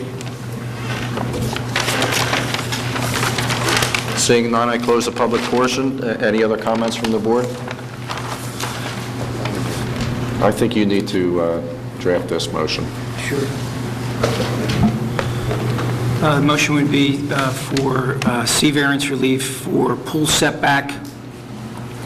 The applicant has amended his application for the rear yard from 3 feet to now 7 feet. The requirement's 10 feet. Is my understanding that 5 feet 9 inches remains the same? What? Does the 5 feet 9 inches remain the same? We talked about that. Yeah. I'm assuming the 5 feet 9 inches will remain the same. So that's essentially a little over a 5-foot variance from the other side. They're also requesting the pergola, the size. I didn't understand quite, but I knew the proposal was 247 feet and the requirement's 80 feet. The height, the applicant has agreed to amend the application from 13 and a half feet in height to 10 feet. The requirement is 9 feet. They also require a variance for pool equipment structure. The proposal is 4 feet from the side yard, I believe, and the requirement's 10 feet. And the landscaping, I understand they're withdrawing that because their amended plans for approval are going to have the 35%, which is required. Yeah, we'll need 8 sets of revised plans reflecting the 3 amendments, if approved. Yes, So sir. it will be a vote in the... Excuse me? I'm sorry, I didn't want to interrupt you. I was just forming the motion. Did you want to add anything before they vote? No, I just wanted to make sure that you covered the mitigating condition with respect to the operating that. Okay. Yes. Property owner. And should the application pass, you're not going to want those plans before the resolution is adopted, or before memorialization, are you? You could do it. Yeah, you can if you want. Yeah, if you want to expedite it, yes. We have a procedure here where the applicant will sign a form, if approved, that allows him to proceed to building permits even prior to resolution, as long as the conditions of approval are satisfied, and that would be 8 sets of revised plans. Okay, great. Okay? You have that with, Joanne, you have that with you? Oh, great. You'll be Okay, signing a great. form afterwards, yeah. I have one other question. Did you come up with a height on that? 10 feet. 10 feet. Yeah. Well, No, 10 feet. The height has to be 10 feet. There's no pitch issue on that pergola, no. There's no minimum. I don't want to say it. We add something in there about these skyrocket junipers as to quantity, size. You can add anything. Go right ahead. You can ask for a condition to be set forth with that. We're proposing 10 to 12s, and Okay. Bergman, maybe if on the height of the pergola, I think if you could say no greater than 10 feet, because if he proposes to make the whole thing lower, you'll want to say it's got to That's fine, we agree with that. So no greater than 10 feet will be amended to state that. Okay, staying on the skyrocket junipers, 10 to 12 trees? No, 10 to 12 feet in height. 10 to 12 feet in height, and how many? No, we have a plant list on here. Or the space. Yeah, where's the space going to cover? That's We pulled 23 the other day, and you saw what feet in the picture, what used to look like was over the wall, so that's most of it. Around the No. backyard perimeter, is that what they're? Yeah, they're along the perimeter on the north side and the east side, but we're not going to, the skyrockets kind of grow like that, and like that. Arborvitaes are columnar, they grow like that. So probably, I can't, so if you tell me I need 23, it's probably going to be too many. Well, I can tell I you- don't know if there's a number. I think it's just, the condition would be to surround the backyard Yeah, perimeter, correct? right. So whatever that takes, then they'll inspect it, and if Okay. it suffices, it'll be Great. okay. Can I ask one more question about the square footage of the pergola? On the recital, it says 80 square feet versus 247 is proposed. On this, it has 160 square foot as proposed. What is it? Is that 160 square foot? It's not clear to me. I was going off Mr. Rubin's report, so the And that variance says that I put on the record was 247. 247, but obviously it'd be less, 160 is what's permitted. It's 160. Thank you. so it's 160 feet is proposed, and 80 feet is the actual. Well, actually... 19 by No, 9. I multiplied 19 times 13 because that's the overall dimension, including the roof. That's It's right. two different dimensions. It's the bigger one. Yes. The 247. So it's 247 because of the roof. If you measure from close, where the foot here, that's the dimension we gave. Thank you. Okay, so that would be a motion in the affirmative with those variances and the conditions set forth previously. Do I hear a motion? Yes. Bill? Second? Palmer.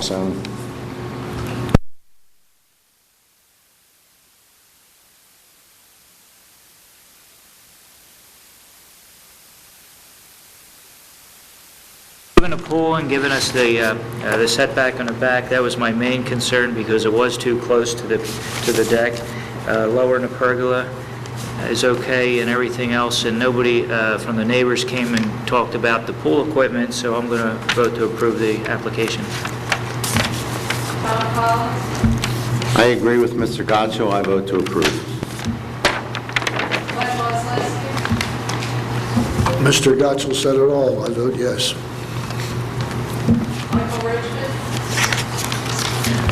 Yeah, I'm going to agree with Bill Gottshaw, moving the setback to 7 feet and lowering the height of the pergola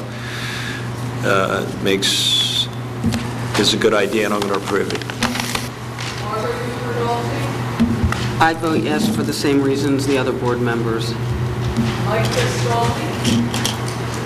I vote yes with the same as the rest of the board members. Craig Palisano? I vote yes, the compromises will work out pretty good. Thank you. Well, once again, I always have a problem when it's less than 10 feet. That's what the city fathers deem necessary for safety, but this has been an existing condition at 7 feet, and I commend the applicant for limiting it to the current deviance. So Also, the pergola was very massive, and I commend him for lowering that height. I think it'll make a difference, so I also vote yes. Thank you very much for your time. Thank you. We're going to take a 5-minute break.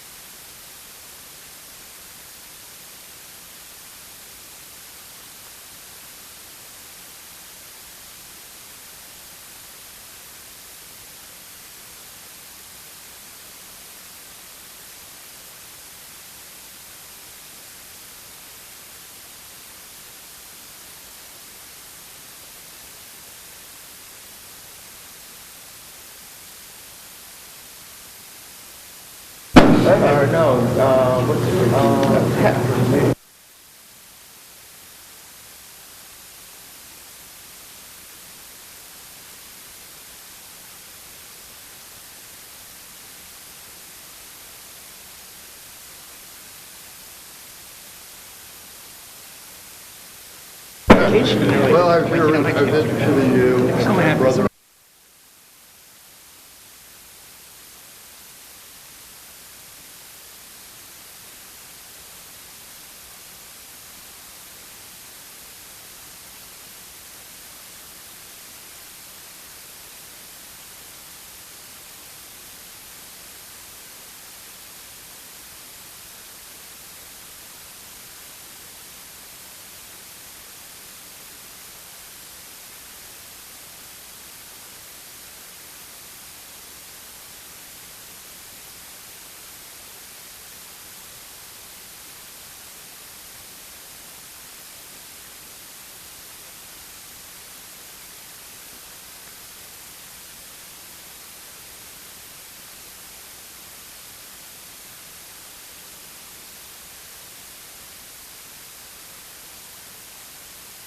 Everybody thinks I'm right. I know.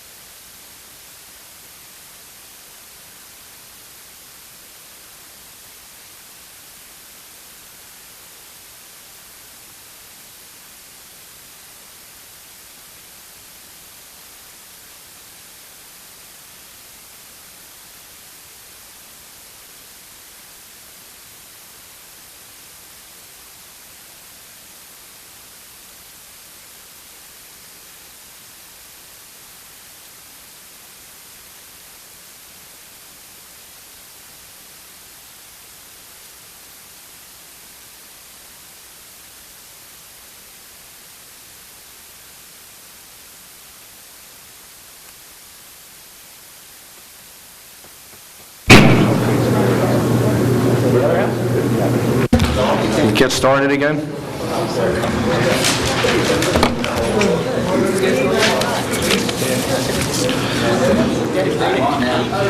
Next case is Peter Romano, 106 North Washington Avenue, Block 327, Lots 402 in the C1 District to grant a C variance for width, setbacks, distance to adjacent structure, and possible other variances. Taxes are current and proof of advertising and notifying is satisfied. Is Mr. Rubin in the room? Hey, Rich? Sorry about that. Rich? Can you get me on record? Pardon me? Can you get me on record down here? Yes. Johanna, would you note that Jimmy's here? Just have, can you just say Mr. Acker? Mr. Galantino is here. I'd like Roger Rubin. I'd like to welcome Mr. Galantino to the table.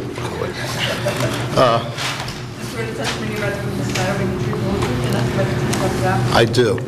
The subject property is vacant land, 25 feet by 125, totaling 3,125 square feet. It is situated between a single-family house on the right, 3 feet 4 inches from the mutual property line, and a townhouse condo complex on the left, 6 feet from the mutual property line.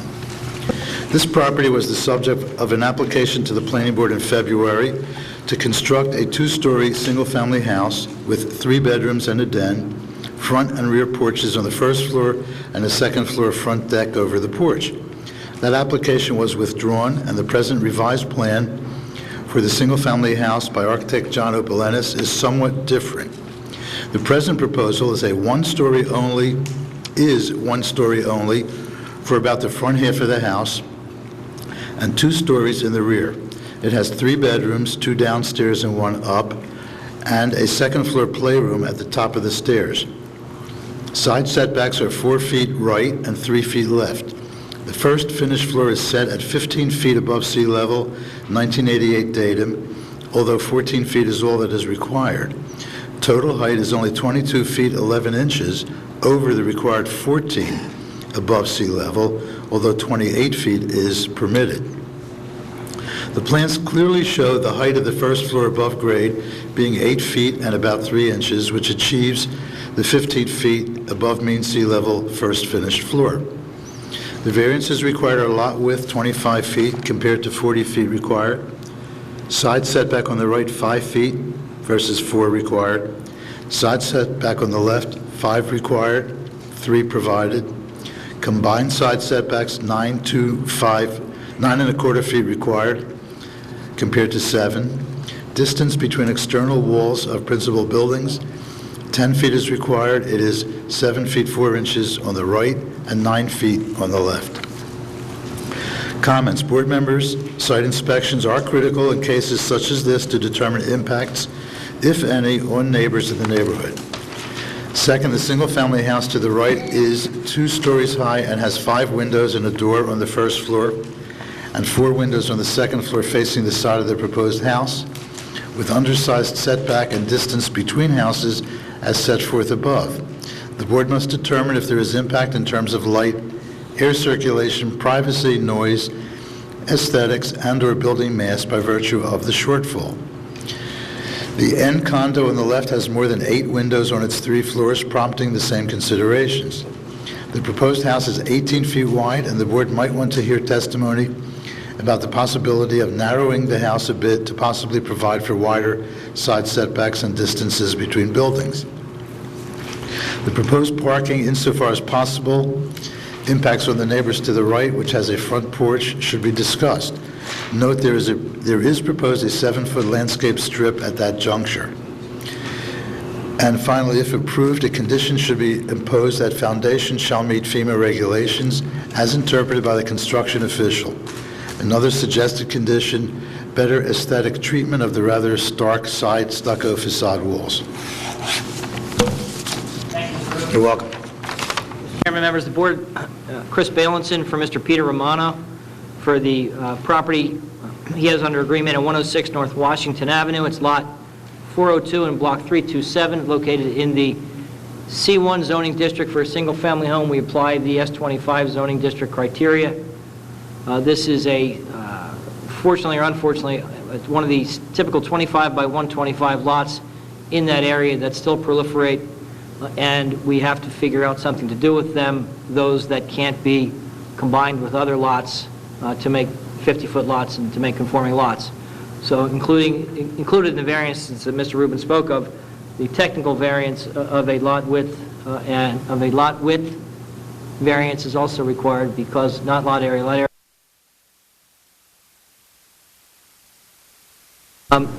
We started this application last month and withdrew it in light of some of the concerns by both this board and the neighbors. Condominium owner to the left and the single-family two-story homeowner to the right. John Obelenis has taken the past month with Mr. Romano, going back to the drawing board and redesigned this house with some consideration. I think it is a substantially different plan, not a slightly different plan, and one that is much more palatable and scale with the S25 lot configuration that we are stuck with and with the surrounding properties.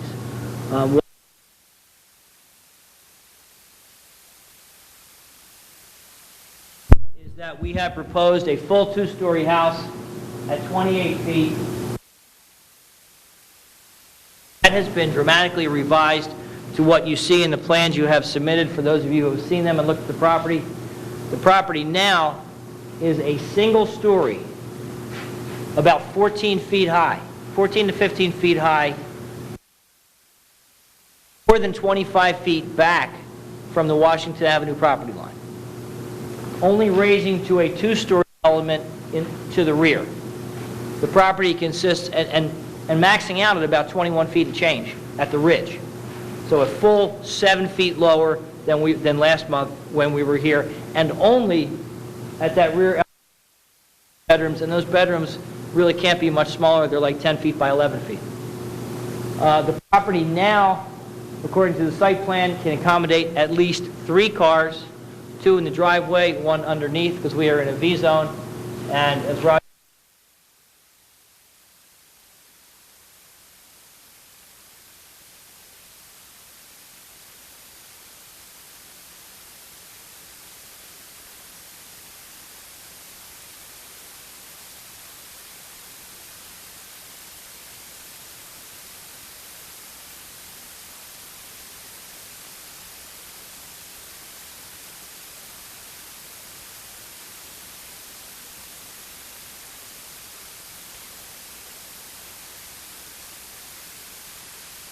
Is this construction using pilings? has to. Okay. Yes, yes.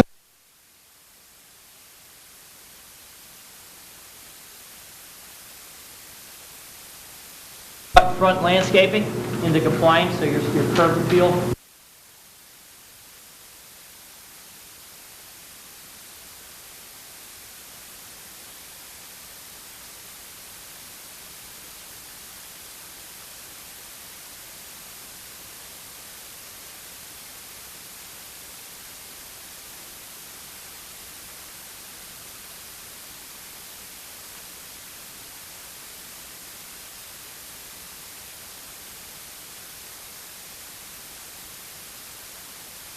Those are the operative setbacks. Chris, one thing.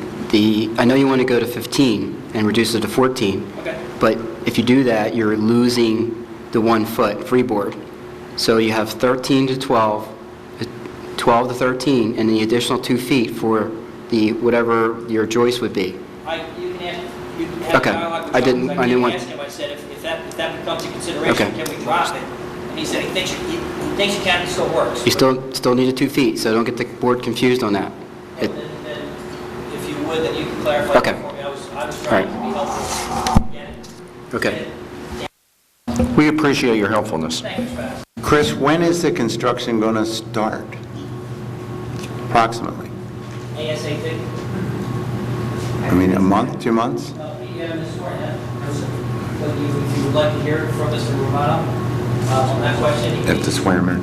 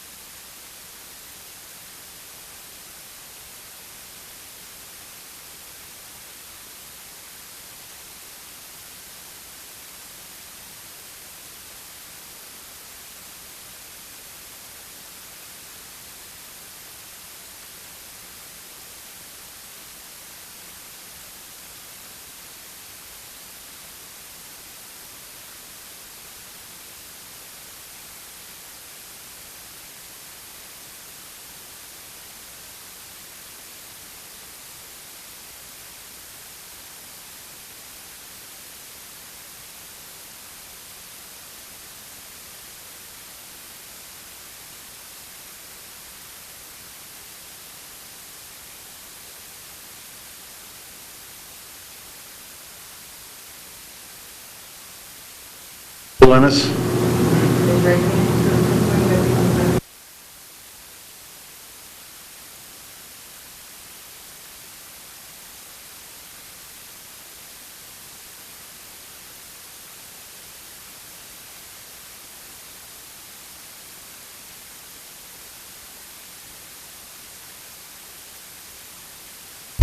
And again, we show a two-story building front to back, left to right.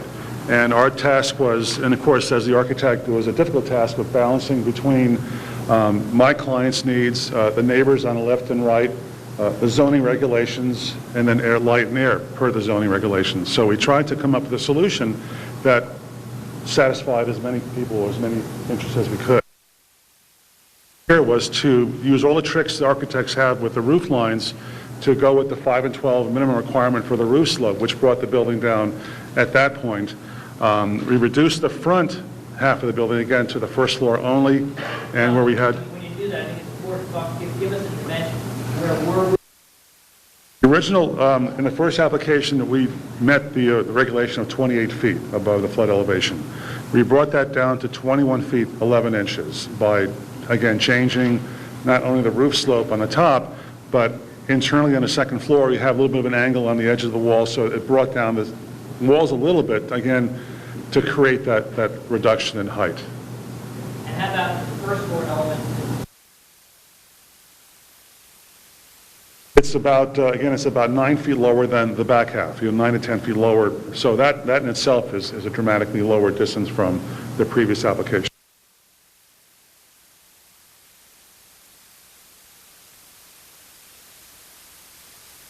Yes, as you face the building from the street, the left side is a 3-foot setback, the right side is a 4-foot setback. Second application, we also pushed the building toward the rear, 4 foot 9 inches. We met the rear yard setback at 25 feet, but now we have a substantial front yard. And with the parking beneath the building, it allowed us to landscape that front area more substantially. It's just a... In fact, the front yard setback off of the wash. Correct, 32 feet 9 inches, yeah. And almost 25 feet to the edge of... Yes. And that allows not only to meet the front yard land...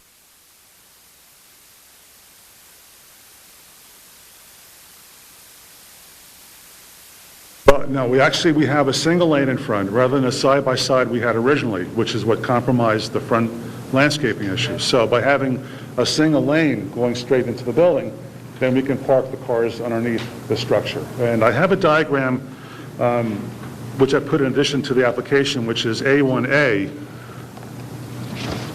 It's here. No, behind here.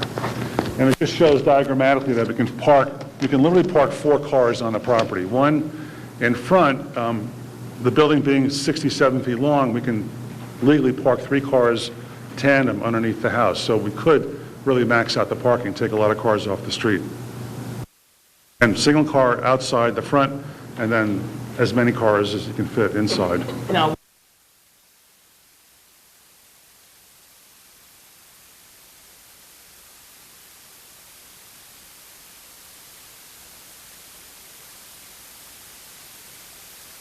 Yes.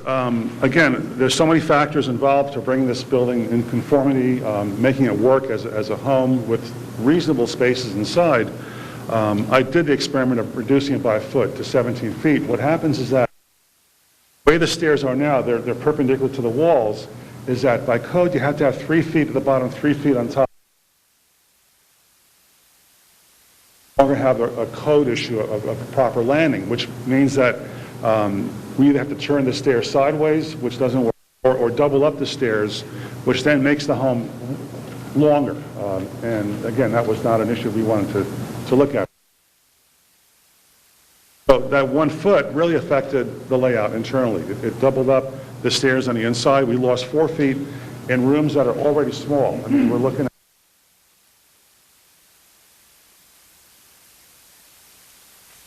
the 17 feet work.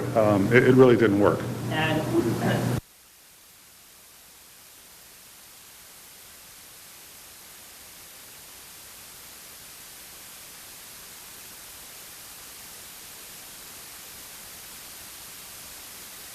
Yes, we could, combination of trim pieces, panels, to square off that foundation so it looks like a series of, openings and windows and some three-dimensional qualities that we can really decorate it so it has a more appealing look. Right now, it's just designed to show that we've raised the house to the proper height, but we can certainly decorate that facade so that, through use of columns and some trim.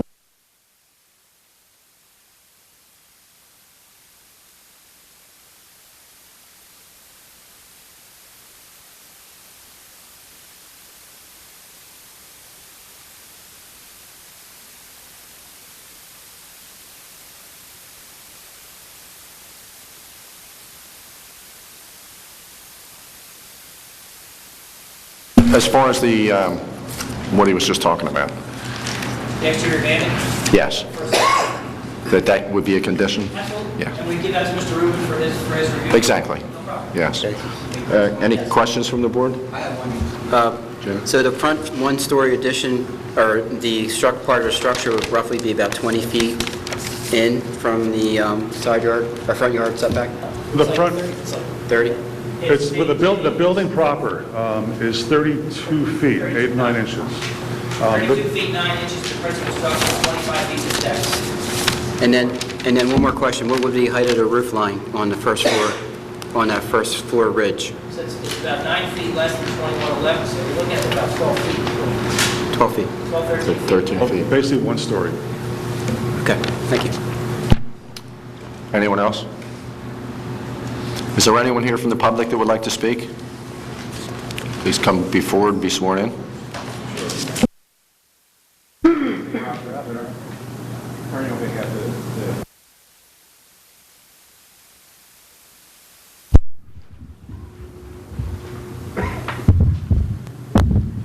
Sure. Good evening. James A. Rocco III, Rocco Law Offices, on behalf of the property owners at 108 North Washington.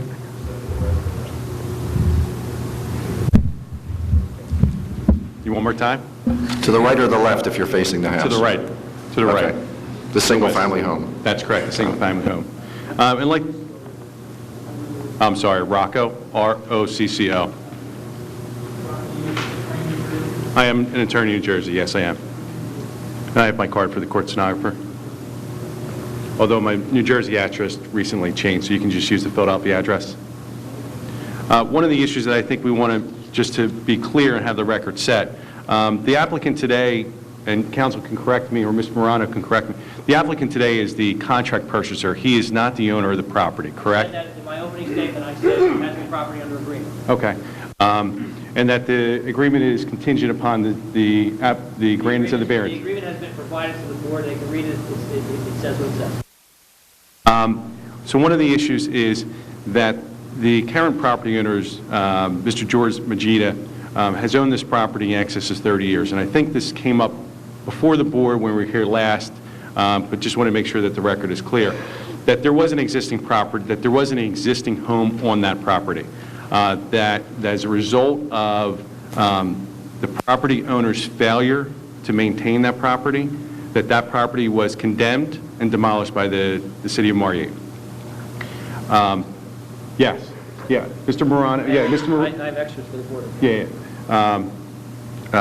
The applicant brought this evening what the property appeared, I think, shortly before it was demolished.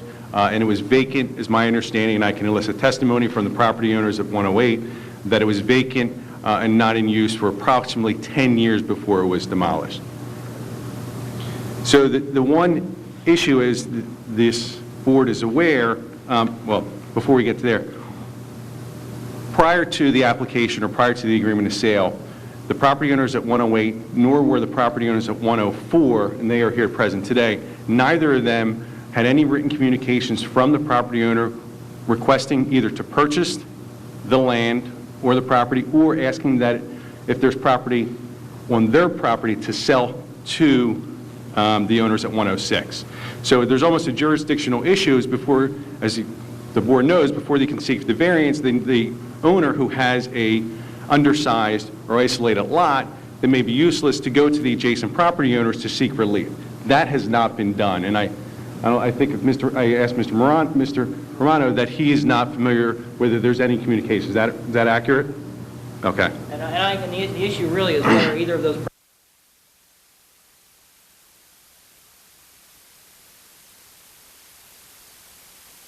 No, because there's been no communications, but I can tell you for the record that the property owners at 108 are willing to make a fair market value purchase and negotiate with the owners at 106, Mr. George, I think it's pronounced Majida. That hasn't happened yet. That is ready and willing to occur. However, in order for the variance to occur, obviously there's two criteria that needs to be satisfied. One is the hardship. There's got to be an undue hardship. However, the hardship can't be self-created. And in this case, that's exactly what happened, is the property owner, the current property owner, allowed the condition of that house to fall in such decay that this township and city had to come and demolish it.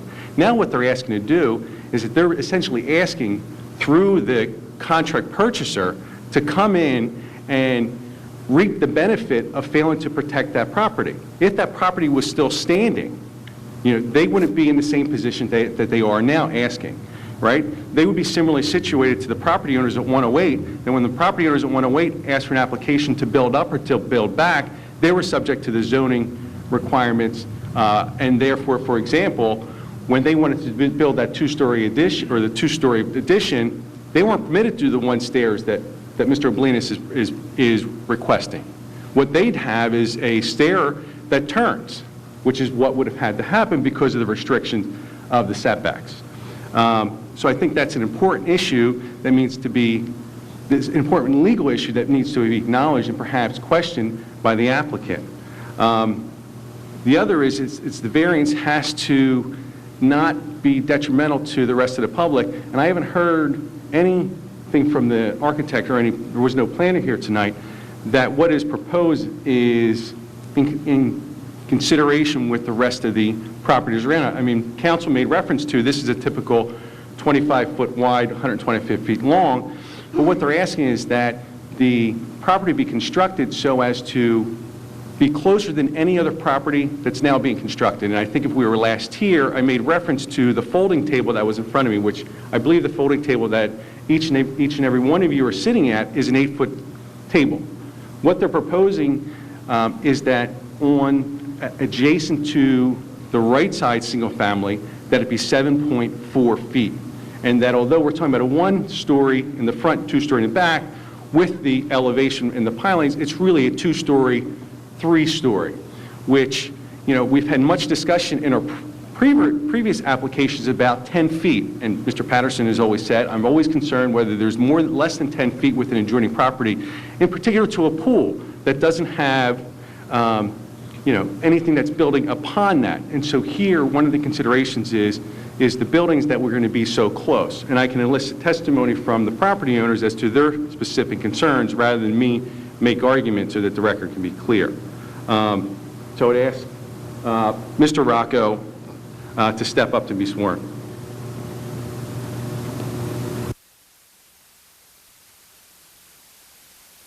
Jay Rocco, Jr.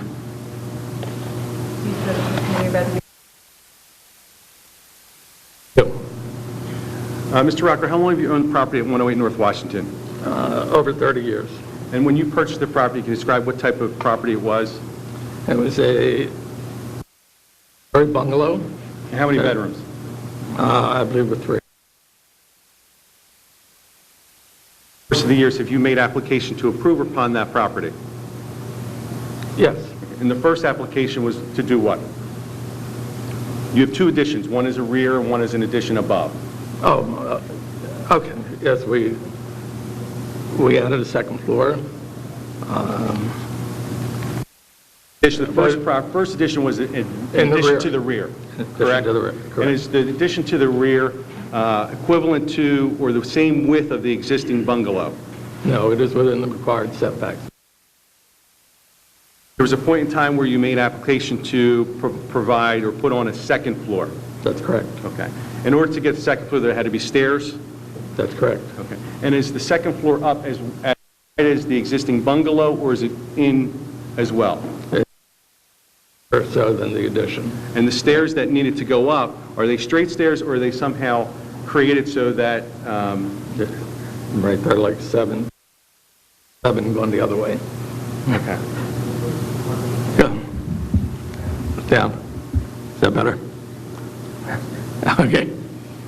Now, with respect to the existing application by Mr. Romano, what are your concerns with respect to what they're proposing now with 1 story in the front and 2 stories? I feel now that with the not providing the 10-foot setbacks, that I'll be giving up like 25% of everything we talked about. Air, light, circulation, privacy, access for emergency personnel. I feel I'll be giving up at least 25%, if not more, for a lot of these issues. I mean, 7 feet 4 inches is 25% less than 10 feet setback. Okay. Now, let me go back to one of the issues that I first addressed with the board. When you purchased the property 30-some years ago, was the current property owners, did they own the property at 106 North Washington? Yes. And you've gotten to know that family over the years? Correct. And since this application was made in December, a year, have there been any written communications to you concerning to purchase the land that's adjacent to your property? No, there's not. Would you be willing to enter into negotiations with the property owner at 106 to purchase the property at fair market value? I definitely would. Okay. I have nothing further unless the board has... Is the definition of fair market value what a willing buyer and a willing seller would sell for? It would. And that is with respect to the existing owner. With the presentation that was made tonight and before, I don't think there was any identification of the individuals here. Yes, I think Mr. Bailenson did reference to this is the contract purchaser, but there has never been, and there has, but there's never been any discussions with the... My point is, hasn't the fair market value been set because there's a willing buyer and a willing seller now? I don't necessarily think that under the case law, I do not think that it's been set based upon that, honestly. Okay, I'm not aware. Quite honestly, I think the way it gets set is if Mr. Majida comes in with his appraisal, his realtor, or rather his appraisal, what he believes the fair market value is, and as well as you, because you have to understand, Mr. Patterson, that the fair market value that he entered into under the contract was based upon a variance being granted and then we have 2 different applications. So if, for example, this application gets denied, correct, and then there's a new agreement of sale with a application with, variances that you're allowed to purchase, you're allowed to build on the property. However, we're not going to grant the setbacks for safety reasons, for example, on both sides of the property, given the number of windows on both sides. Then would that lower the contract value? Correct. Impressive answer. Rich, also, right here, if the building in its present condition were on site right now, it would have been substantially damaged, and we would have asked them to elevate it under the FEMA regulation on the ABFE. Could you point out on the front door where the water came? Roughly around about 2 to 3 feet above where the door is now. So let me just you're finish up. saying that up to about here? Yes. The Close to- floodwaters were? It's about the line where it would be. If that building was substantially damaged, it would have been elevated to the V-zone standard, which the structure is being built at now. So it would be as high as it was with the less of the property line setbacks, where you see right now... What are the setbacks now? What were the setbacks? I'm sorry. 1.3 to 2 feet. This one part of the structure is a bay window that was only maybe 6 inches off the fence line. On the right side? On the left side. On the left side. So this building would have been in the air anyhow had it been substantially damaged and needed to be elevated. Can I address that? Sure. Yes. Okay. Mr. Rocco, prior to the demolition of 106 North Washington, there was a side door equivalent to your property, correct? Correct. And the elevation of 106 was equivalent to the elevation of 108. Exactly. Okay. Now, as a result of the storm recently, did 108 sustain any damage? Did any water go into the property at all? No. I just want to clear, I think Mr. Galantino is looking at the property thinking, hey, this may probably would have hit it, when in fact, the adjacent property, similarly situated in height, did not incur any damage that Mr. Galantino was somewhat speculating to, given the pictures that are before him.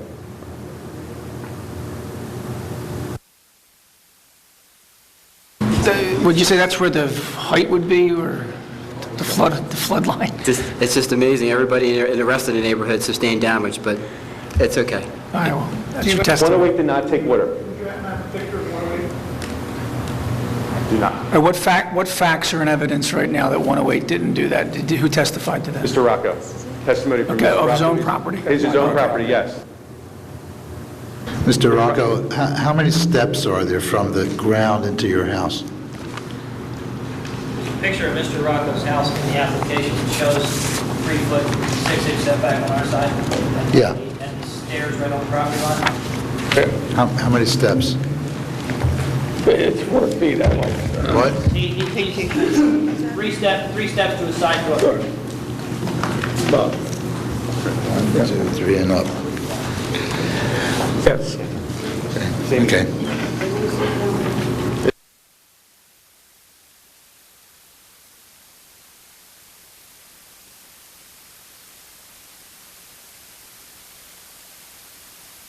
I have another question of the witness. Prior to, when you knew this application was pending, have you made a written offer to purchase the property?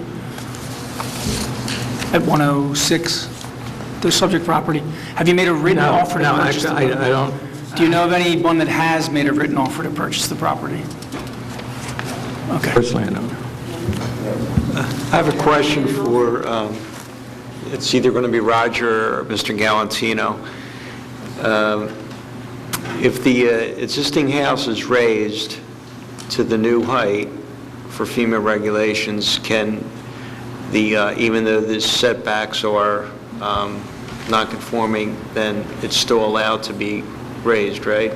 Yeah, if this house, which was demolished, was... No, but I'm saying if that house was there. Yeah, it could... And it was raised, and the setback was only like a foot or two, whatever the setback was, then that would be permitted, correct? This exact house could be raised exactly where it was on exactly its footprint. Right. To that elevation 14. Right, okay. Yeah.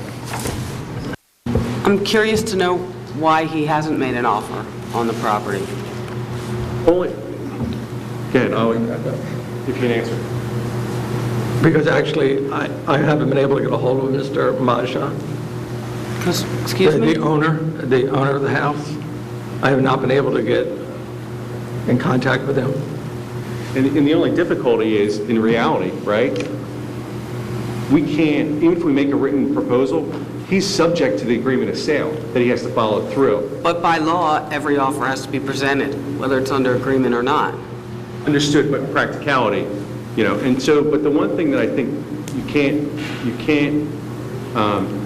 escape, and I agree with you, that if that property was there, and if it was substantially compromised as a result of a recent storm, and they wanted to rebuild it, they would have to comply with it. You can remember, hardship, and the reasons that variants are granted is when legislation and zoning comes in that makes the property unusable or inutility. In this case, we have the owners who failed to maintain it, causing their own hardship. They shouldn't benefit from their failure to do so. Should some of the consequences be that they can't sell the property to the full market value or beyond the market value, given variances that could create issues with adjacent property owners, they should not ignore that benefit because of their failure to maintain their property, resulting in condemnation and the demolition. Regardless if they maintain the property or not, the property, according to FEMA regulations, eventually is going to have to be raised, or they're going to pay, a huge amount in flood insurance, okay? And according to Mr. Galantino, there was damage to the property. So, he was saying if the property was present, he was speculating that it would have sustained damage. This property has been non-existent for almost 10 years. So that's really the issue before the panel, and it is the very first issue is a real legal issue. You cannot, the courts have said, you cannot be granted hardship when it's self-imposed. And in reality, that's what happened in this property. Think of it similarly, is that if 106 and 108 were combined, 108 is 40 feet, 106 is 25 feet, you're combined with 65 feet. If that was a single property who subdivided that into a 40 and 25, you can't come back to the board after you build on the 40-foot lot, which is within the zoning regs, and come try to sell the 25-foot and say, I need a variance because I need to now build on this lot. That was self-created. I'm sorry. May I just at least comment upon that self-created? Yeah, but what I'd like to do is, there's other applications, so we'd like to move on. You almost completed your argument at this point. I think the board understands. Okay, and that's fine. I just wanted to make a record of it. I do believe there is the property owner 104 that you may want to hear before you move on to another application, so that this matter can be concluded in terms of the record, and then we can move on. Rich, could I just make a quick comment on that? I hear this self-imposed hardship, and these lots, these 25-foot lots, are speckled throughout this area of downtown, whatever part of Margate you want to call it, and they were that way before our new regulations were imposed on these lots. So our regulations actually created these small houses, and we have them all through. If you look at the overview of the thing, we have these 25-foot lots. In fact, we had a case a couple of weeks ago, similar type lot, where they had the house behind, if you remember. Well, there's one directly across the street from this lot. Right, and if you look at the tax map, you'll see a lot of these 25, and that's the way it was done in the 1930s and 40s. When we redid the zoning and created bigger lots for our S25 multifamily zone, we actually imposed these conditions on these small lots. So my consideration would be that this lot existed before our zoning changed. The next case is I think Mr. Bergman understands my argument. Yes, it existed. However, and if the house was maintained and the property owner didn't voluntarily let it to go into disrepair and being condemned and demolished, it's a different scenario. It's very specific legally. We understand your argument is they shouldn't get a C1 variance, that the board understands that. Okay. Anyone else from the public like to speak? Please come forward and be sworn in. Peter Spitzer. No. 102A North Washington, Margate.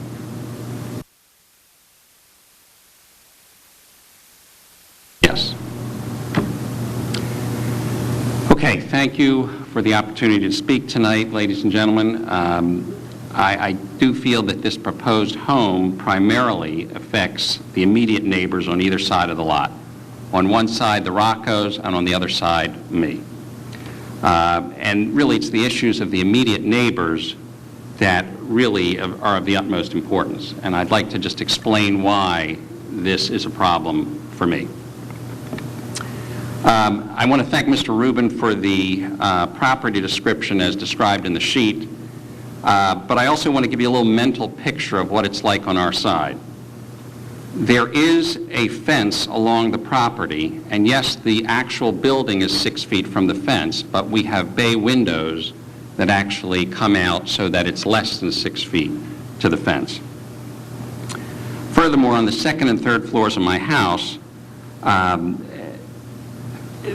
this comes into play as we'll talk about in a minute for a second. There are several ways this proposal adversely affects me and my property value. I can't speak about what happened with this old house. This was before I bought that. I bought my condo when it was a vacant lot. I was told no one can build there, it's a very narrow lot, and this is the way I bought it. I can't speak about what happened then with an old house and what would happen if that house was still building here and there. This is my property as it is now. It's proposed that there is 3 feet of space between the new house and the property line. This is just way too small. Also, the new proposed house is really 2 stories up front and 3 stories. This is, a walkable area where they're parking, and then a story, and then back it's 2 stories on top of this walkable area. This really does affect the light coming into my house, the view of my house. The reason I bought this house was both of that I have light and I have views of a panorama, I can see the sunset, etc. I had an opportunity to buy the middle unit in this condominium complex, but I wanted the views, the bay windows, and the view and the panorama. In addition, we talked a little bit about air circulation. I frequently have my windows open, and we're talking about building up a house real close to that area. Finally, the privacy will be affected. The side setbacks are really created to try and preserve privacy and decrease noise, and here we're trying to markedly diminish those side setbacks.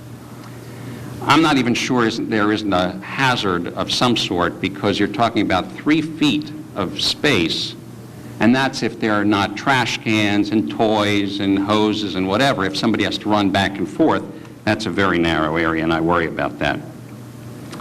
In sum, I just want to say that this house would significantly impair my quality of life in my house. It would affect the light, as we talked about, the air, the views, and the privacy. Thank you for your time. If there are any questions, I'm happy to answer them. Was it your realtor that told you that no one could build on that lot? I was told it was a non-buildable lot. Was it your realtor that told you that? I believe it was the realtor, because it's a 25-foot lot. They said it's too narrow, it's going to be beautiful. And I'm just saying that they're built on all over town, the ones that exist, and that was realtor. Well, nothing against realtors. Anyway, but I bought the property with this beautiful view, thinking that there couldn't possibly be a house 3 feet from the property line, which is really amazing. Is your house up for sale? My house is up for sale, thank you. How long has it been up for sale? It's been up for sale, I'm guessing 2 months maybe. Yeah. I don't know that that's germane right here.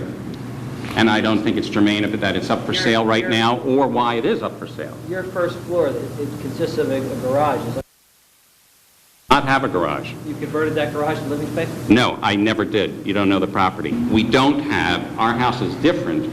Our house is only about 3 or 4 feet, I don't know the exact number, off the ground. It's not a garage at all. So that our first floor, okay, is not going to be, this house that's proposed is going to be much higher. I thought they were No, there is no garage, there never was a garage, and it's not as high off the ground as this proposed is. So that this being 2 stories and 3 stories will affect my ability on all those areas we talked about. Other questions? Thank you. Yeah, they're different heights. Ours is only a few feet off the ground, this is many feet off the ground, and therefore. So for all those reasons, I think it does affect the quality of my house, my quality of my life, etc. Is your property 3 stories? My property is 3 stories, yes, with windows all over on all of them. Okay, thank you. Are you saying your view towards the bay is affected because of the height of this house? From the So side? the whole panorama of the place, yes, the whole panorama. There are other 2-story structures down the block toward the bay. That is correct. That is correct. All right, we're good.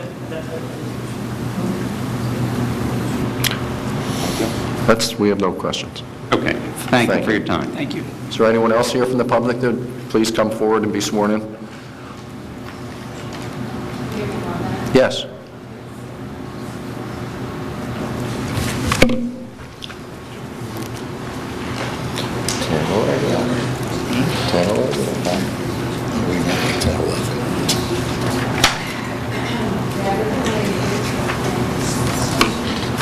I didn't hear it. Speaking of the mic, please. Spitzer. Wendy? Wendy.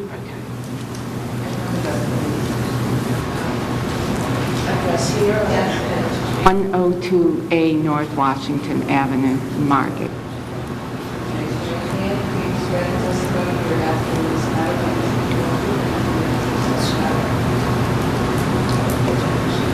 I just wanted to state the fact that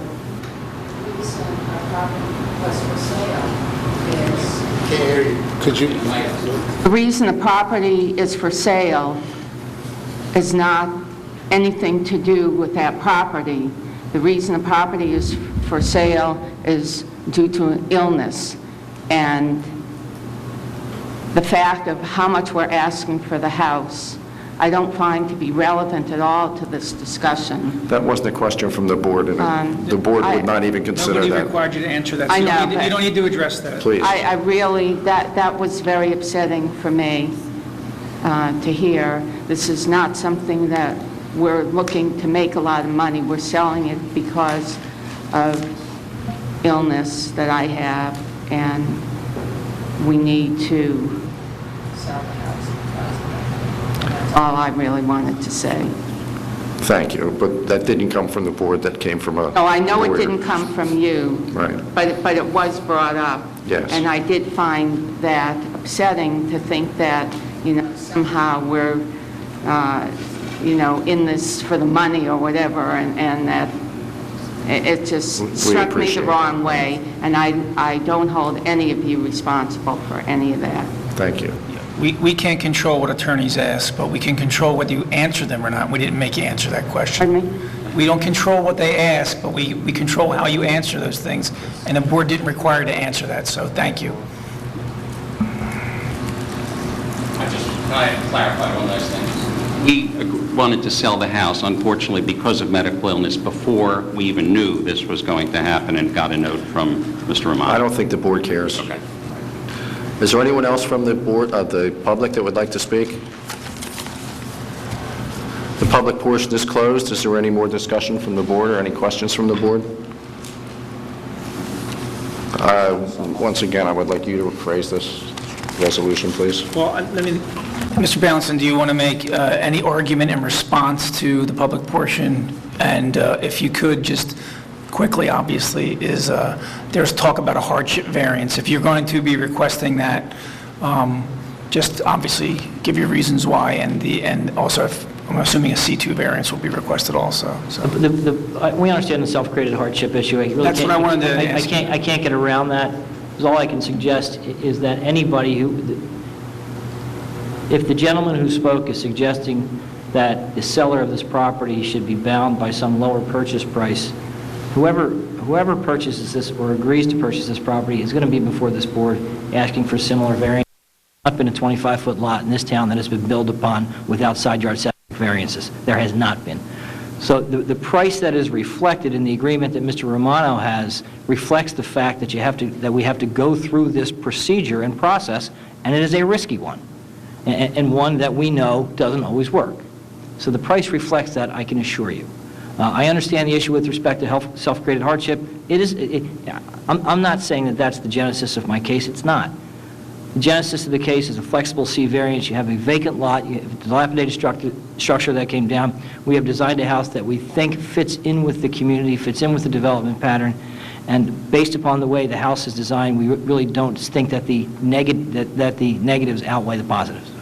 That's all I have to say. Yes, thank you.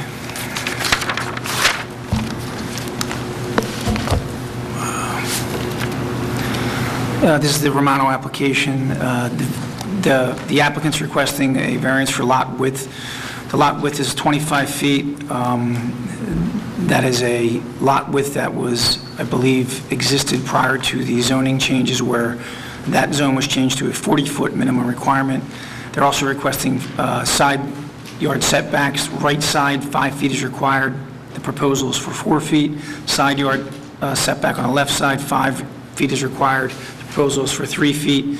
Also combined side setbacks, 9.2 feet required, and the proposal is for 7 feet.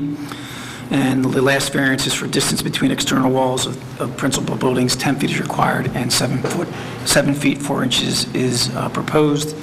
I think the board knows that the C variance requests there are both C1 hardship variance requests and C2 variance requests. The hardship variance requests, one of the arguments by one of the objectors is that it was a self-created hardship by the owner, and that there somehow should be some type of negotiation for fair market value. The board's going to have to determine that, whether or not there was actually a self-imposed hardship. That's looked at the prior exhibit of the prior structure on the property and what it looked like, and also concerning that structure's setbacks and how it was set forth on the property. As to the other argument, the board have to determine whether or not that's, I do not know how relevant that argument is. I think an argument for fair market value, I needed to hear some cases cited. I didn't hear any at this point in time. I don't know if we can inhibit somebody, this board has the authority to inhibit granting variances because negotiations didn't go on with property owners for fair market value.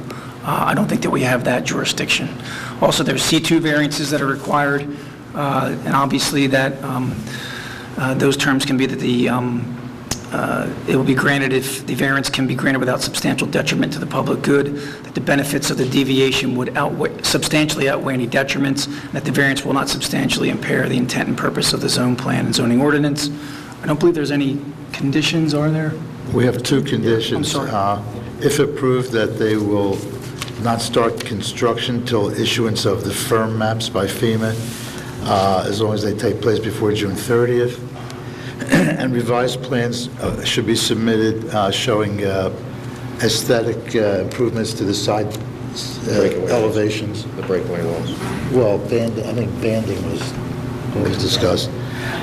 And I would suggest a committee of maybe Mr. Wozleski and myself to approve them, if that's okay with the board. That's agreed. You agree with that, Mr. Balanson? Okay, so the motion would be in the affirmative for approval with those conditions for either C1 and or C2 variances. Do I hear a motion? I'll second. Mike and Jim.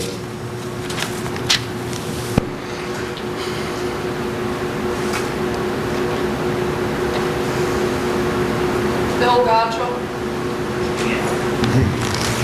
Seeing that this is a standalone lot, it is a 25-foot wide lot in a wider situation, and being that it wasn't combined, it would have been 5 feet away with a 30-foot high building, if not a little more. The other variance, the size of the building, I think is much smaller than the original. It's set back far from the street. It's creating as small of an impact that it could be on this lot, so I vote in favor of it. Tom Collins? I also vote in favor. I think that the way the applicant and his architect has redesigned this property is really advantageous, and it is for the betterment of the neighborhood. To see a dirt lot sitting in that street is crazy. I mean, that's a very negative impact. We don't want to see blacktop. A nice rateable, nice home. You're going to improve the neighborhood. It's going to make Margate a better place. I vote yes. Glenn Wozleski? The design as presented, I think does about as much as you can with a 25-foot lot. To have a house any less than 18 foot wide almost becomes unlivable. And I don't think we can deny the people the use of the land, which is what would happen if we turn down this sort of thing. So I vote for it. Mike Richmond? I think that having a 25-foot lot is a hardship. I also think that the wave of the future in Margate is going to be for these higher elevated houses. I'm going to vote for it. Jim Valentino? It's a hard case. It's a narrow lot. The house that was originally going to be built was 45 feet high. It would take 15 plus the additional 20 feet for the 2 floors plus the hip on the roof. So they reduced the density of the overall project by at least a third. And the 5 variances, right? Lot width, 2 sides combined in the distance. I I vote yes. I think Mr. Oberlenis' plans amended as much as he possibly could, and I think he's done a really good job. I mean, we did meet the rear setbacks, the front setbacks, and the landscaping. I think the benefits outweigh the detriments. We need to do something with these 25-foot lots, and I vote yes. Mike Cristaldi? I think they did a good job putting it together for a 25-foot lot. What are we going to do with the 25-foot lots? I think I'm going to have to vote yes on this. Craig Commissar? I'm for the project. We live with the new height restrictions. Houses are getting higher. I'm for the project.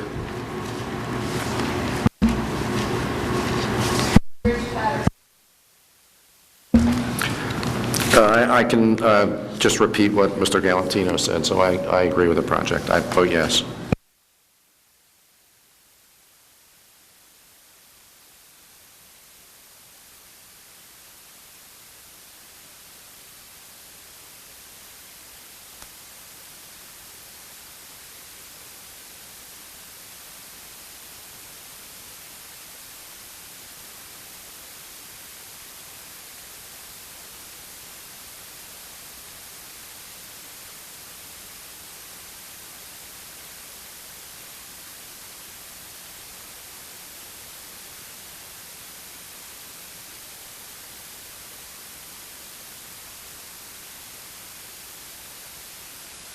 Next case is Joseph J. Riccini, 15 North Coolidge Avenue, Block 231, Lot 311, in the MF District, to grant a C variance for lot size, front and side setbacks, landscaping, and possibly others. Taxes are current, and proof of advertising and notifying is satisfied. Mr. Rubin? Roger Rubin. I do. The subject property has 28.5 feet of frontage, 125 feet of depth, and a total area of 3,758 square feet. It widens in the rear to 33.58 feet.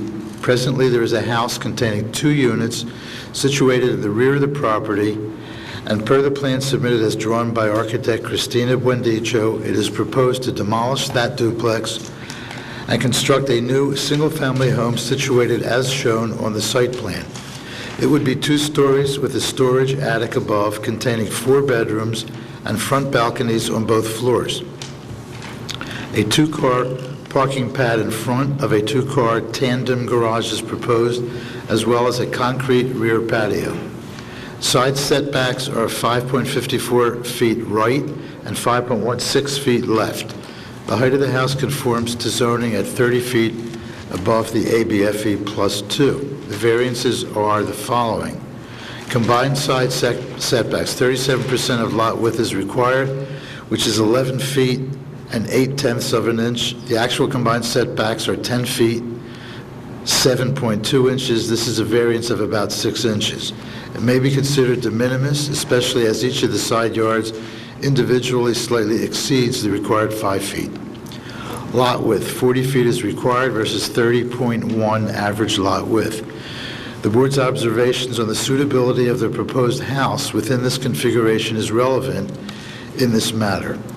There is probably no way to enlarge the lot to conformity, and the board may consider the reduction in density as relevant, as well as the overall conformance with zoning in virtually all other particulars. Third variance, front landscaping, 60% is required. It is only 31.3% due to the new front parking and under-house parking layout. Consider the following. Overall lot landscaping is 40% versus 35% required, and more than minimal parking as provided is an advantage to the neighborhood. Next variance, the air conditioning setback, as shown on the left side. These are 1.5 feet from the property line versus 5 feet required. This should simply be eliminated by relocating it in a legal location, requiring 8 sets of revised plans if approved. Finally, patio and rear shown as concrete must be pavers permeably installed on sand, and again, the plan should be revised to conform. I think this was just an inadvertent error by the architect. Additional comments. The board and applicant should discuss and consider a landscape strip, small though it may be, at the curb strip, as well as how the moving of the electric pole should be handled in the best interest of all concerned neighbors. There's an electric pole right dead center in the middle of this property. Finally, any approval will be conditioned on the foundation and ground level parking being compliant with FEMA regulations and all other codes under jurisdiction of the construction official, Jim Galantino. The board should also consider the removal of the existing structure in the rear as a relief to light and air for surrounding houses in the rear of the lot. Good evening. Brian Callahan of the law firm Callahan Thompson Thompson on behalf of Joe Riccini. We can do some housekeeping for you. The air conditioning setback will be removed, relocated to the rear of the property. The only reason it was put where it was is because the neighboring air conditioning units are exactly opposite. However, Mr. Simon is here on behalf of that neighbor. We indicated to him we would be moving it because our air conditioner units, based on the new FEMA requirements, would be set higher next to his dining room window. So we'll agree to remove the air conditioning unit, get rid of that variance. We put it around the back. Talking with Christina, the patio in the rear, pavers would be put in, so that would take care of those two bottom line issues, air conditioners and pavers. I think the rest of the project is fairly easy in the sense of we have an existing duplex, suffered some damage during the storm. The object is to demolish that existing duplex and create a new single-family home, pushing it forward. So we would have a 25-foot front yard setback, 25-foot rear yard setback. So what we're looking for is technically a 6-inch variance from the combined side yard setbacks. We're in excess of 5 feet, so we're not really creating any hardship, we don't believe, to any of the neighbors, light or air. We are looking for a front landscaping, and the trade-off we thought would be by having the 4 parking spaces on site. Since we have the overall lot landscaping that we need, the 4 parking spaces on site was a better trade-off to not having the front landscape as it is. I mean, could we give you the front landscaping? Yes, we would just lose 1 extra parking space on the site. So that was the issue. We thought having the parking spaces on site was a better alternative than the front landscaping. We can follow Roger's thing by putting in a little small curb strip of extra grass that would help do it. That would be there. The electric pole is technically out of our realm. I mean, we've contacted Atlantic Electric. They put us in touch with Verizon, so they've been out. So whatever they decide, they'll decide. I mean, we know we pay for it, but they'll wind up deciding. We thought we could even get in and out of the place without having it moved, but we don't think so. It's in the middle, it's in a place. I mean, you could get around it, but God forbid if you bang into it, you bang into it. So we've been in touch with both agencies, and they've been passing the buck. One said it was electric company, one said it was Verizon. So as soon as they make up their mind as to who it is and what it's going to cost us, we'll wind up conforming with that. I have Mr. Riccini here in the event that you really need any additional information, but I know it's late.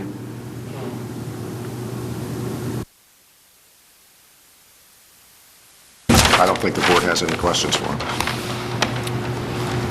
Do you have anything else? No, we don't.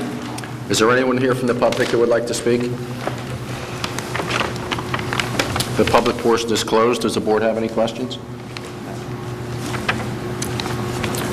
Would someone like to make a motion that the application be approved as submitted? I'll make a motion we approve the application with the amendments that Brian made to it. Okay. Second? I'll second it.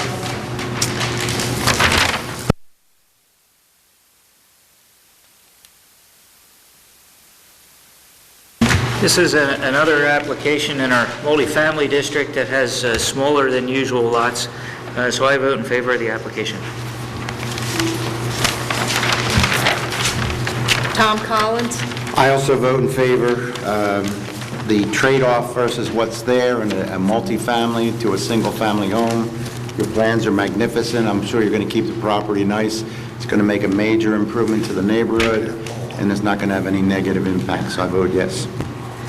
Nobody takes claim, you cut it down, whoever shows up. There's more than sufficient parking And I think the loss of the front yard landscaping still leaves room for sufficient landscaping.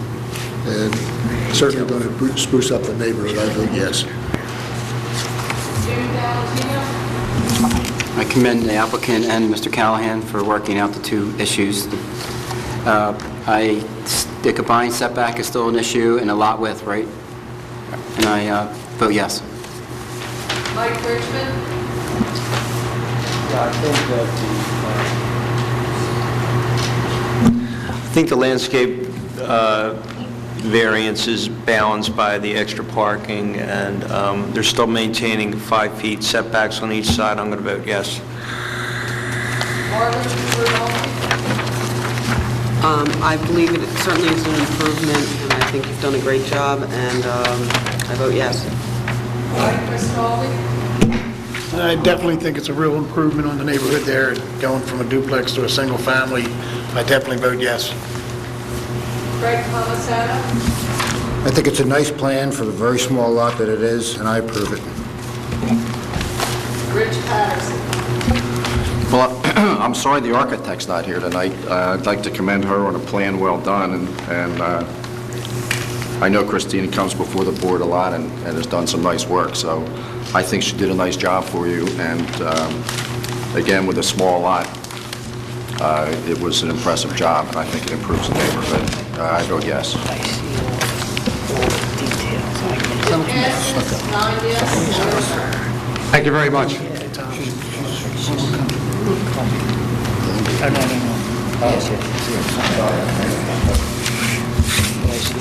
Mr. Collins is recusing himself for this next case. And I go back and do it every time she calls her, she gets FCF Associates, a New Jersey general partnership, 7 South Essex Avenue, Block 105, Lot 7, in the CBD district to grant a C variance for parking, signage, tree removal, possibly others. Taxes are current, and proof of advertising and notifying is satisfied. Mr. Chairman, I had to step down this when I was the architect of the original building. I don't think I should. Mr. Wesleski is also recusing himself from this. We're going to have enough people. Roger Rubin. Yes, I do. The subject property is Colmar True Value Hardware, situated on a site 126 by 170 feet, totaling 22,300 square feet. The present building, excluding the lumber yard, is approximately 11,741 square feet in all, including the first floor retail area and the second floor offices. It was approved by the Planning Board in 1999. Per the plan submitted herewith, as prepared by Ponzio Company, the following is proposed. A second floor retail space in the form of a mezzanine overlooking the first floor, and a first floor retail space expansion onto the concrete walkway fronting the store, totaling in all 5,657 square feet, and creating a parking variance. This will create on the second floor expanded space for existing retail sales and services, including electrical and plumbing supplies, outdoor furniture, and barbecues, with a large portion of it devoted to expansion of the kitchen and door and window display areas currently in cramped quarters. The second floor will be accessed by the public via a new rear stairway and a new rear elevator. B, the additional first floor space in the front will consist of an expansion of the checkout counter, the outdoor living section, and the kitchen and bath showroom. C, the existing lumberyard on the left will be enclosed with building walls. No variance is required as to setbacks per the CBD regulations. D, it is proposed to enlarge the parking lot per the site plan to provide for better and safer backup area of 31 feet, which is an increase of 5.5 feet, a necessity due to the large number of oversized vehicles coming to the property and the existing undersized backup space. This will be possible by moving the parking spaces closest to Essex Avenue closer to the street and by reducing the existing landscape area to 18 inches. Existing trees would probably have to be removed. The sidewalk that remains would still be 7 feet deep. finally, the existing freestanding sign measuring currently 6 by 8 would be enlarged to 9 by 9 feet on a single pylon with red backing and white letters and 3 lines of electronic changeable text at the bottom. Actions required are site plan for the parking lot expansion, C variances for enlargement of pylon sign depending on the size, maybe a C variance for sign size of the new centrally located Colmar True Value sign, which is limited to 50 square feet. Trees, 2 required, and as they will be eliminated, a variance is required. Note, no variance is required for reduction of the landscape beds in the CBD zone. Parking, as stated, the additional commercial space requires 28 parking spaces and none are provided. Comments? Regarding the site plan, the board should consider improved safety for vehicles and pedestrians by the greater backup area and balance this with the loss of trees and landscape area, which is not a variance in any case. Handicap spaces have not been clearly shown and if required should be specified. There will be a city engineer report, there is a city engineer report attached, and all requirements thereof, if any, which are not waivable, should be satisfied via revised plans. This is a hardware store and lumber yard, and there are numerous trucks, vans, and other large vehicles with sometimes limited visibility, loaded with supplies and lumber, who need proper space to enter and egress. If the existing license agreement with the city does not cover this expansion onto the public right-of-way, a condition should be redrafting of same to cover the enlarged area and function. Second, as to the important parking variance, the board should consider several factors. Is the additional space, the additional commercial space, creating significantly more car traffic or just a more complete and efficient shopping experience for those already destined for this location? Does the board accept the reasonableness of natural expansion of a vital business to be important for the survival and prosperity of that business and also of the entire business district? Is this not the theory under which this board recently approved parking variances for expansion of Down Beach Deli when it installed Fish Kitchen, the Margate Dairy Bar, Johnny's Restaurant, Down Beach Liquor at Frontenac Avenue, and others? 3, handicap parking should be clarified. 4, as to the signage situation, the extreme setback from the street to the building's entrance makes a freestanding sign not only informative, but possibly also a safety factor. The actual dimensions of the pylon sign should be clarified, as the diagram does not appear to be 9 feet square. Also, the sign on the building should be clarified as to size. And finally, the board should also consider the proposed exterior upgrades to the building and the enclosure of the lumberyard as positive aesthetic factors. The loss of trees is unfortunate, but they may not be feasible in a 7-foot sidewalk or an 18-inch planting strip. Perhaps safety has to trump trees in this particular case. With the proposed additions and enhancements, a significant business in Margate, unique in size and scale for a community of our size, will transition into a major business anchor to the benefit of other businesses and the public in general. It is this board's job to determine if this justifies the relief requested.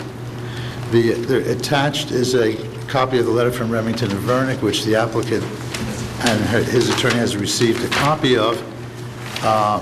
It basically has 2 parts. One part are changes to the plans that the city engineer would like.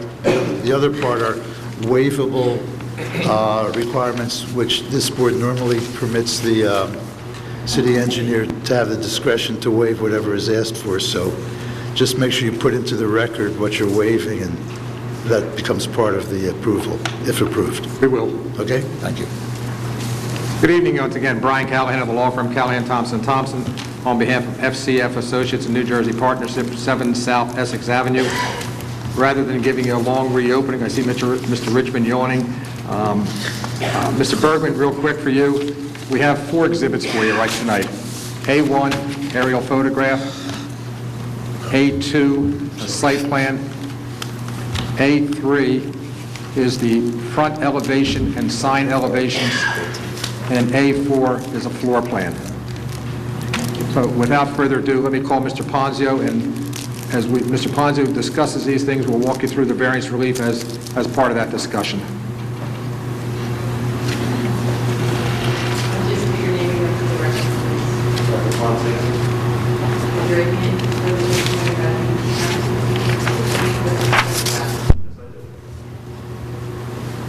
Oh, thanks, Brian. Mr. Bailiff. Have it for me. I talk a little louder, so Jackie may want to pick me up. Okay. Bergman, dispense with Mr. Ponzio's qualifications. Yes. The board accepts him as a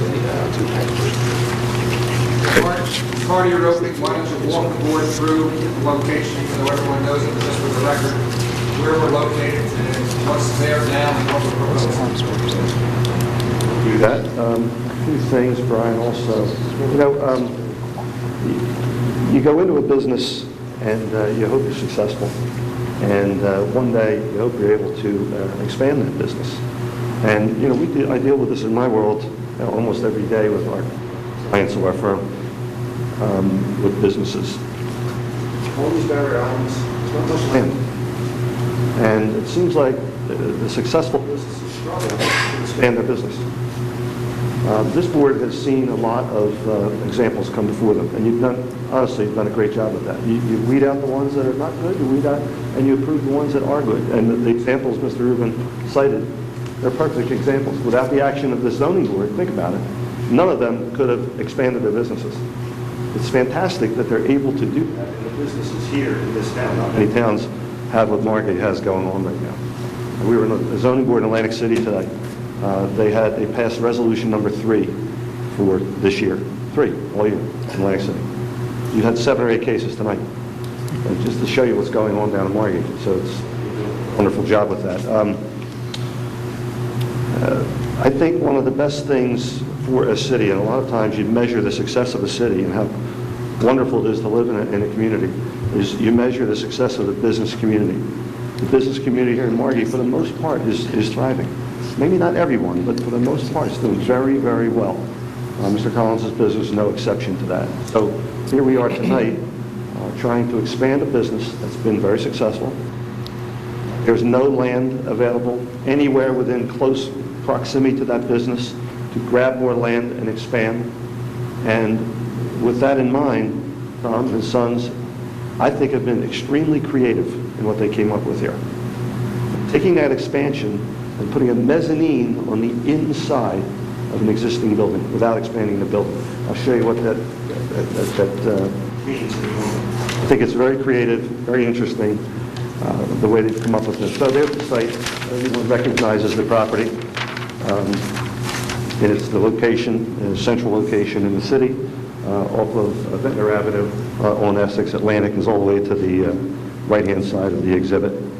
I'm sure you're all you're so aware of everything on that illustration. What are we doing here? Quickly. Look out. Okay, that is the A2, the site plan that Mr. Callahan mentioned a moment ago. On the right-hand side of the property, you see depicted, that is the existing building. The hatched area is the mezzanine to be constructed within the building itself. Thankfully, the building has adequate height to it. We're able to slip that mezzanine right in there. There is a 2-story section. You may have seen it inside the building, up front for offices and some display in the kitchen area and whatnot that exists in the front.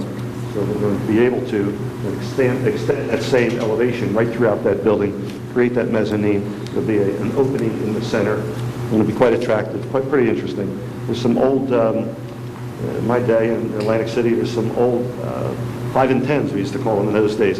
If you recall, down Atlantic Avenue, they had that mezzanine. It was kind of neat. That's going to be the same feeling you get in this building. The parking lot that exists today, you see it there in the gray shaded area on the left-hand side. We are proposing, back to the building for one moment, this area in the front, which is an open area, an open concrete area today. We're very crowded up in the front part of the building.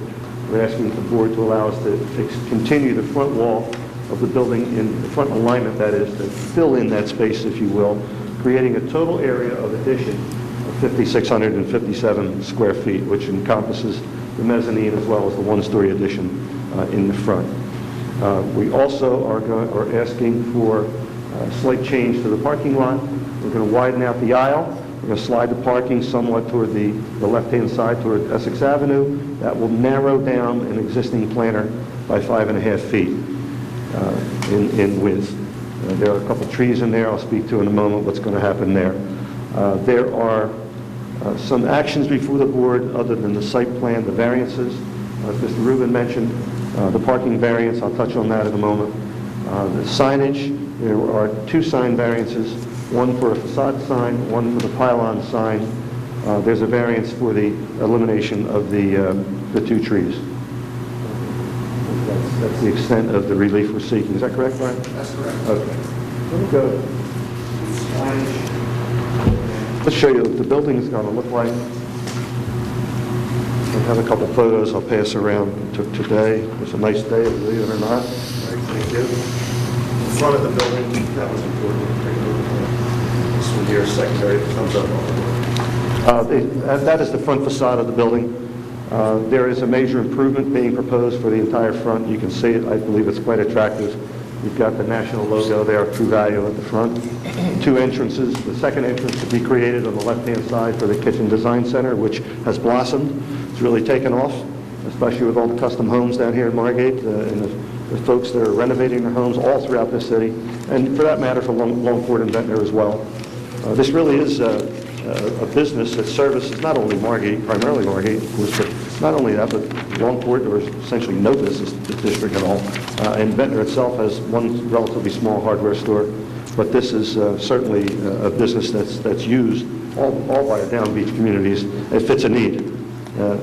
Goodness, if it wasn't here, it seems like you're always wanting something, and Home Depot is a long ride, so thank God the business is staying here in Margate. So you can see what the issue is there with the front of the building, with the facade being totally enhanced. The signage, there are 2 variances I mentioned for the signage. One, you're only permitted to have the sign at 50 square feet. That sign is 77 square feet, I'm sorry. The pylon sign, or the freestanding sign, that is out by Essex Avenue, we are expanding that from a 6x8 size, its former size, to the size that you see here, which is a total of 76 square feet, counting all the flat areas that you see. We've added all that into that. There's a reader board as well as the plain logo board that you see there. Signage is interesting. We deal with signs a lot. A lot of these billboards you see around here, we represent clients proposing those billboards. The signage gives you a few things. It's informational. No question about it. It tells you what's going on. It advertises. In this particular case, it's advertising the business on the premises. It's also directional, especially on highways where a sign, you pick up something by eye, a sign will direct you to a location, saves traffic trips and eases congestion and things like that. In this particular case, that's somewhat appropriate here. You're driving down, we all know where this business is. Some people don't. I mean, a new person comes to Ventnor, go to a hardware store in Margate. You're driving down Ventnor Avenue, where is it? Well, that sign, this building is situated 57 feet back from the street. You can't see it from Ventnor Avenue. You'll whiz right by this, and you'll circle around and ultimately, hopefully, get to the store. The sign in this particular case is very important. It is directional. You'll drive down Atlantic, you'll drive down, you know you're in the neighborhood, you'll turn your eye left or right, you'll pick that sign up real quick, you're on the right street. It saves traffic, trips, and everything else, and congestion. So it's very important to Mr. Collins that he is able to build that sign the way he has it proposed there. I think the variance is negligible in my opinion. I'll go to...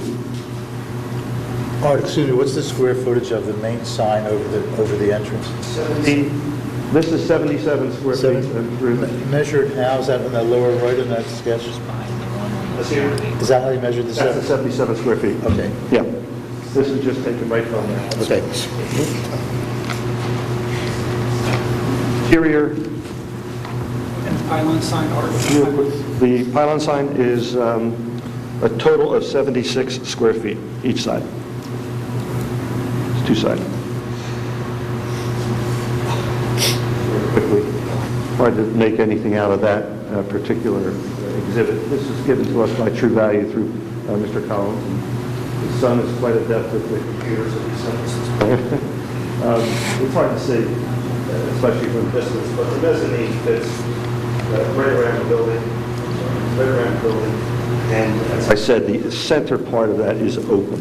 As you can see a little bit clearly on the other exhibit, but I think that was in your packet. Should have been anyway. Brian, where do you want to go?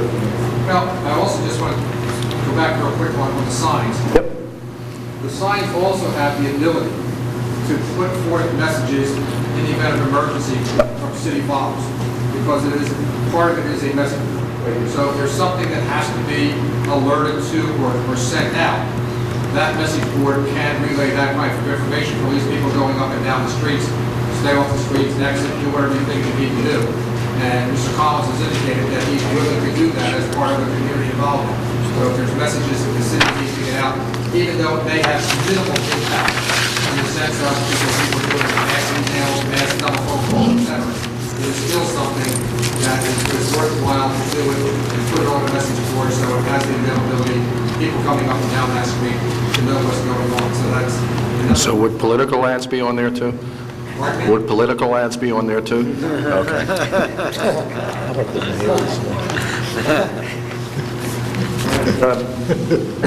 Oops. For justifications for the variances, you want to quickly go through that? Let's go through a little bit of justifications. If you want to start just as an overall, discuss it as a package in the sense of why we're doing the parking and the signage as a combination. The request is reasonable, the variance request that we have here. The parking is, I think, the most important one to talk about, and this site, the way the property is used, you're coming and going. We're deficient on parking, there's no question about that, as are many, many businesses around town. But I would say, on average, maybe 80 to 90% of the customers, you're not in the building for more than 7 or 8 minutes. If you're in over 10 minutes, you're really hunting for something. You're in, you're out. The folks that are there with the kitchens and whatnot, they're there for a longer period of time, but there's very few of them compared to the number of customers. So the parking, if you're in the off-season, it's not even a discussion. You find a spot within a couple hundred feet of the site. If you can't find it on the site, that's the end of it. During the high season, on the weekends especially, parking is dear throughout the town. You essentially can't find a spot almost anywhere. So we all know that. You want to go to the store, you're with someone, they'll ride you around the block, somebody will go in the store and run in and pick something up. If you're relatively close, you're walking. If you're a little bit further away, you're riding your bike. It's just the way it is. If you happen to come by car, you're going to go, there's no spot, you're going to drive around for 5 minutes, somebody's going to pull out because they're in and out quickly. I think that ameliorates the need for additional parking on the site, notwithstanding the fact that we do need a variance. So that's what we're here for, obviously. And not different from the other businesses that were cited in the report by Mr. Rubin and the other comments that I made. You should be so lucky that we need parking in a town. You see what's going on in, say, Atlantic City. Come on shopping there. There's 8,500 parking spaces that aren't used, so we wish they were used. So Margate's a little different dynamic than that, thank God. The sign variances, they're critical to the business. I think they're within reason. They're reasonably designed. They're appealing. I don't think they're any negative or detriment whatsoever, any significant detriment whatsoever. The trees, we do have 2 nice trees that are on the property. We're going to reduce down the width of the planter along Essex Avenue. What we will do is we're going to put, I discussed this with Mr. Collins, a solid hedgerow. They'll be planted very tight. It's going to grow about 3 feet and be trimmed 3 feet in height. It's going to be from end to end with the interruption in the center for the walking area where the sign is. So it's going to be a nice aesthetic. It'll be evergreen, so it's going to be there in the wintertime as well. So I think if you look at what's there today, the couple trees, they go bare in the winter.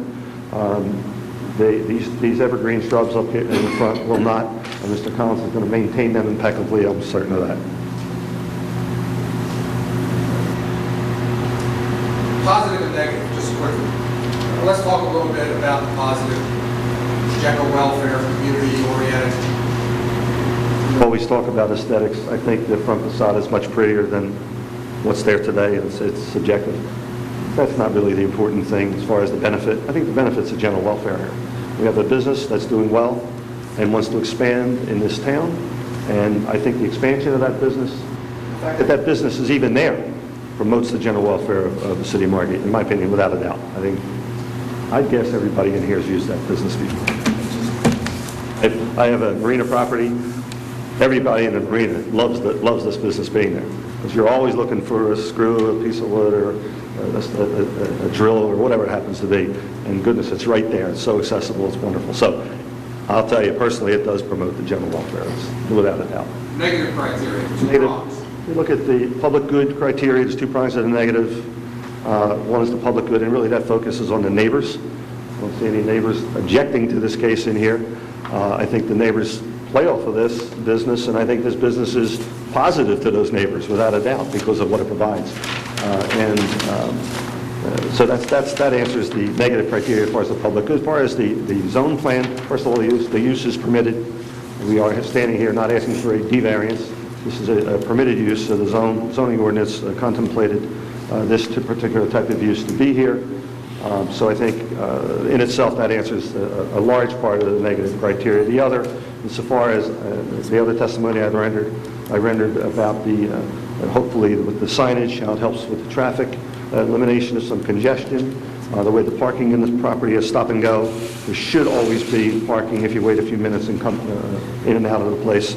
I look at that, again, on balance with the variances we're asking for, and it's a balancing act. Any variance is a balancing act. There's positives, there's negatives. I think on balance, the positives far outweigh the negatives. Mr. Ponzio, we've had a chance to take a look at the Remington and Burdick engineer report. And Sure. Just for the record, I'll go through the waivers that we would be requesting. These are under Section A, we'd be requesting a waiver from items 1, 2, 3, 4, 5, 6, 7, and 15. And that may sound like a lot, but I'll run them through real quick. One's putting the names and addresses on the list of certified property owners on the plan. Mr. Rubin, we've already given that to you. We're talking about the show plan that has existing water courses, which we don't need to do. Location of all structures within 200 feet. Once again, it's really an economic thing. We have an aerial map. We go out and have to survey and show all the properties within 200 feet. It's just, we are not there. Once again, traffic impact statement.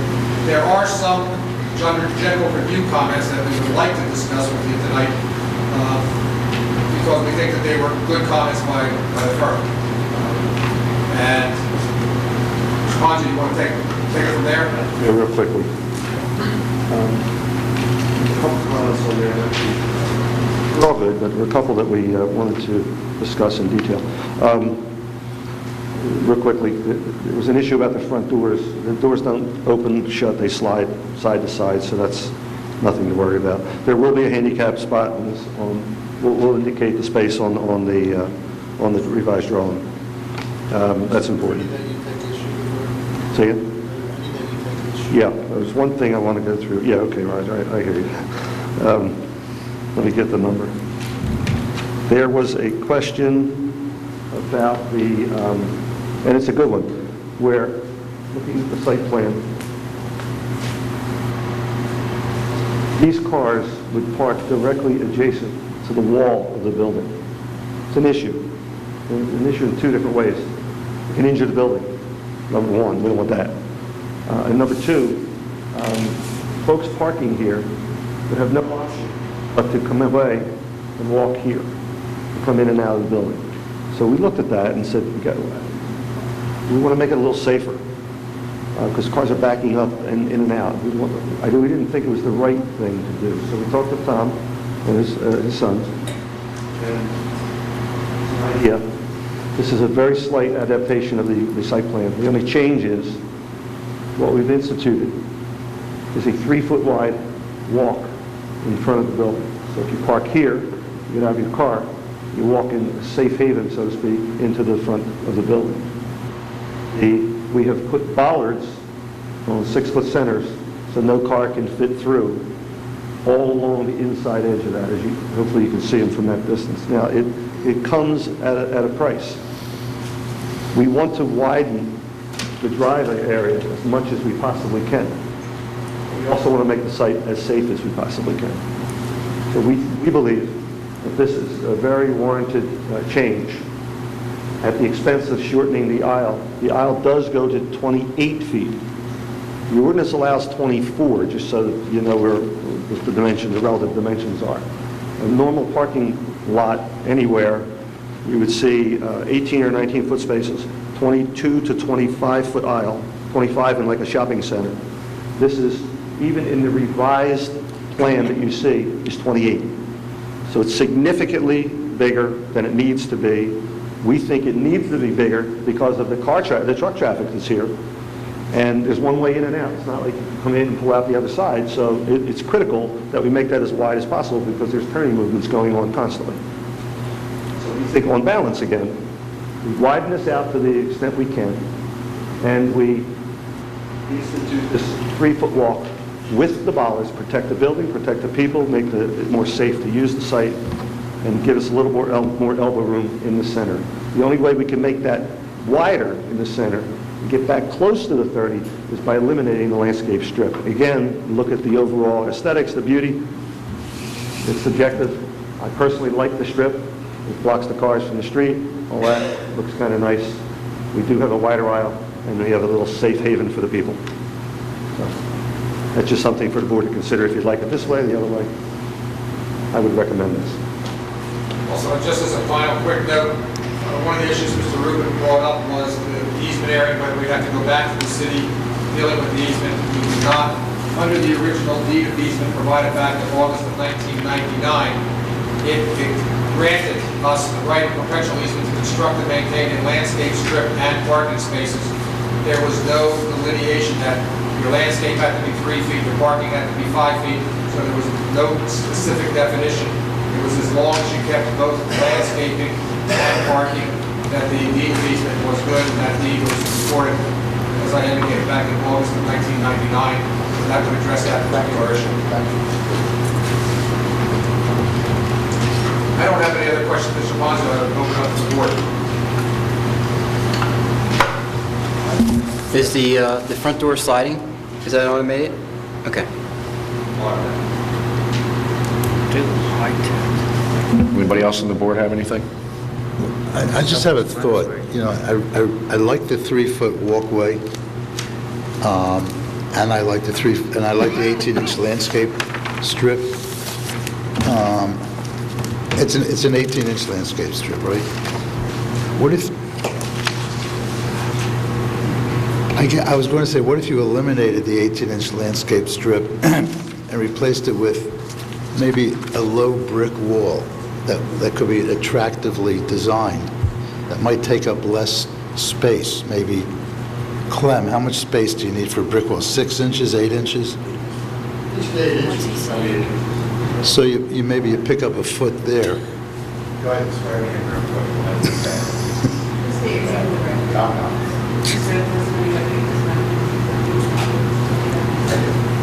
Right now we have retaining walls, a lot of block on the sides.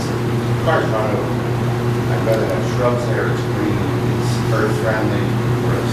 One of the artists would sell, say, if you try to put the walls in the front, people on the side will fail.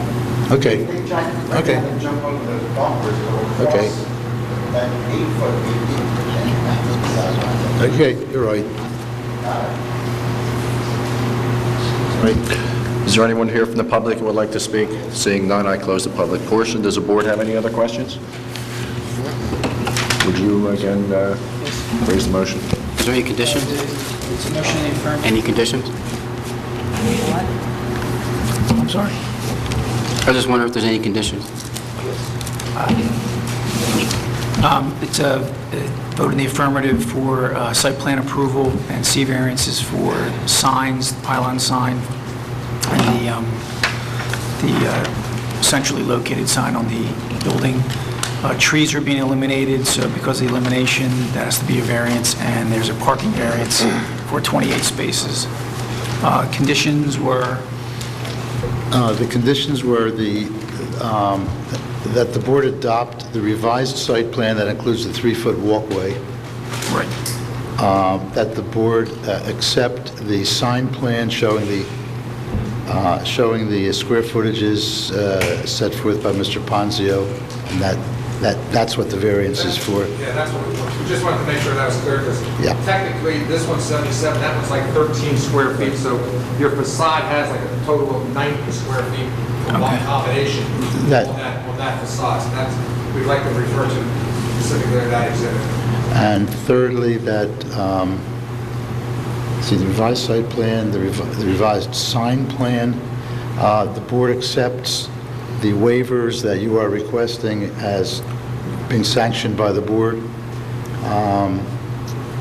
That's, anything else, Brian? I think that's it. And just as we said, the revised site plan showing the bollards and the 3-foot walls. Right, the bollards, yeah.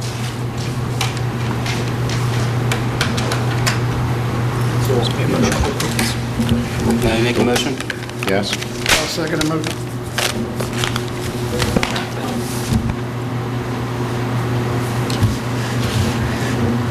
Bill Gossett? I think it's a needed expansion. Oh, I had it on. I thought it's a needed expansion. It was well done. The variances that are being applied for are well intended and well worth it, and I think it'd be a good addition. I vote yes. Mike Richmond? I think it's a great project. I'm going to vote yes.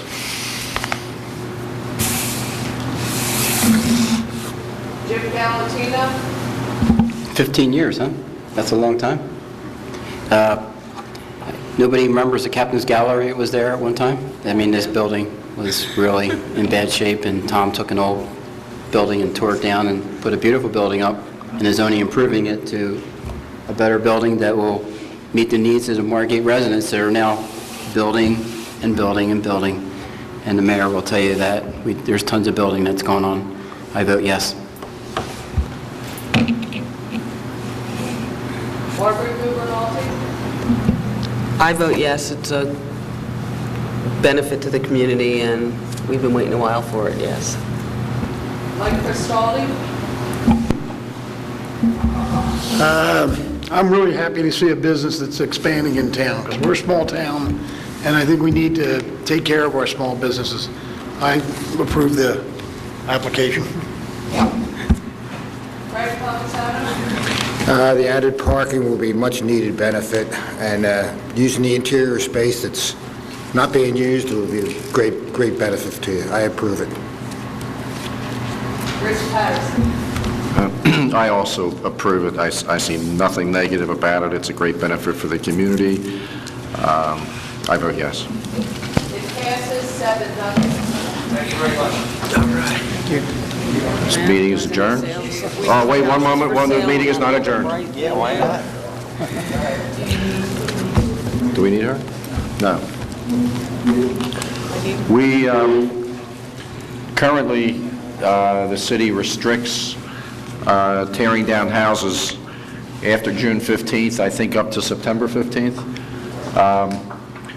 I was almost in this position. I'm not in the position. My house is coming down before June 15th, but a lot of people still haven't heard from insurance. They still haven't settled things, and we also have some cases coming up that we can't fit on the May schedule that if they're not on the May schedule, they won't be able to tear down by June 15th. So Jim wants to discuss cases where he would waive that requirement and allow the house to come down, and there, I'll turn it over to Jim. It's just a case-by-case. I would have to come in front of the commission, of course, to ask for a relief for tearing a building down, but I didn't want the board to feel like they're alienated, that they didn't have any type of input into this about going past the June 15th deadline. I know it's critical. People call all the time. They don't want people to tear down their houses past the 15th because they want to enjoy their summer. If the board has any input, we'll go back and talk to Roger how we rewrite the ordinance to allow for the flood, or just leave it alone. Doesn't the ordinance give you discretion to do it? It does, but I think the discretion needs to be applied out to the planning board a little bit to... Well, if ever there was a year when he needs to exercise that discretion, This is the year people are getting insurance monies, people are getting FEMA monies. They need to do things only when they can do it and not before. And I think it's just a classic case of having to do it. This isn't carte blanche, this is only people affected by the storm, correct? There is a discussion, because if I rented a place and I spent $20,000 for the month, and then for the first week they're tearing it down, and the second week they're driving pilings, and I just spent 20 grand. So it's something we really have to... Hardship. You know what? If it's a hardship, it's a hardship for I people. understand it's a hardship, but if you spend $20,000 or $30,000 for a place... But Mike, the pilings is not the issue. Construction is permitted through the summer. Pilings are already permitted through the summer. I thought we weren't allowed to drive pilings. No, the only thing that's not permitted is the 8-hour demolition. Which is a 2-day process. At the most 2 days. Yeah, At the most. So the board feels that as long as the commission knows about the Pacific property being torn down, the board doesn't have a problem with it. That's all I'm I think asking. that's correct. Does the board to feel that way? Yes, the board feels that way. What hardware store? Yes, show of hands. Show of hands? Show of hands? Show of hands? Just show your hand. Just raise your hand. The meeting's adjourned. Wait, let's hope. You gotta wait, you have to show my hand. What do you want me to do with all this stuff? I'll help her out.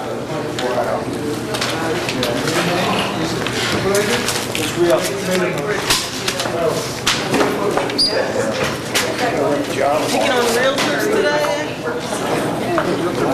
Yeah, you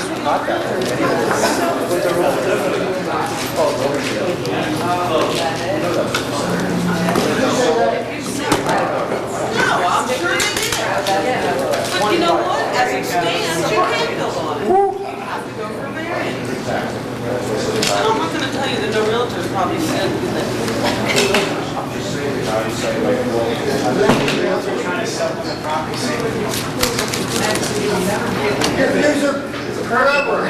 You know what I didn't like? They're going to look for a lesser value. Now that nobody's going to come in and stop you from trying to buy it cheaper. And you turn off for now. We couldn't find the seller.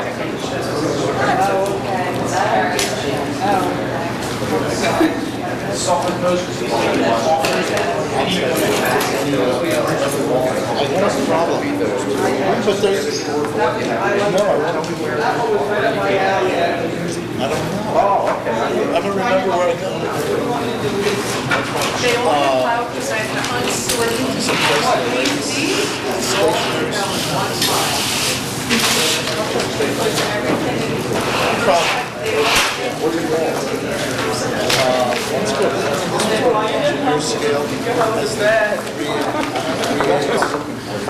Oh, look, Richmond. Richmond left all his stuff laying around. I think I'm going to put this up in my office.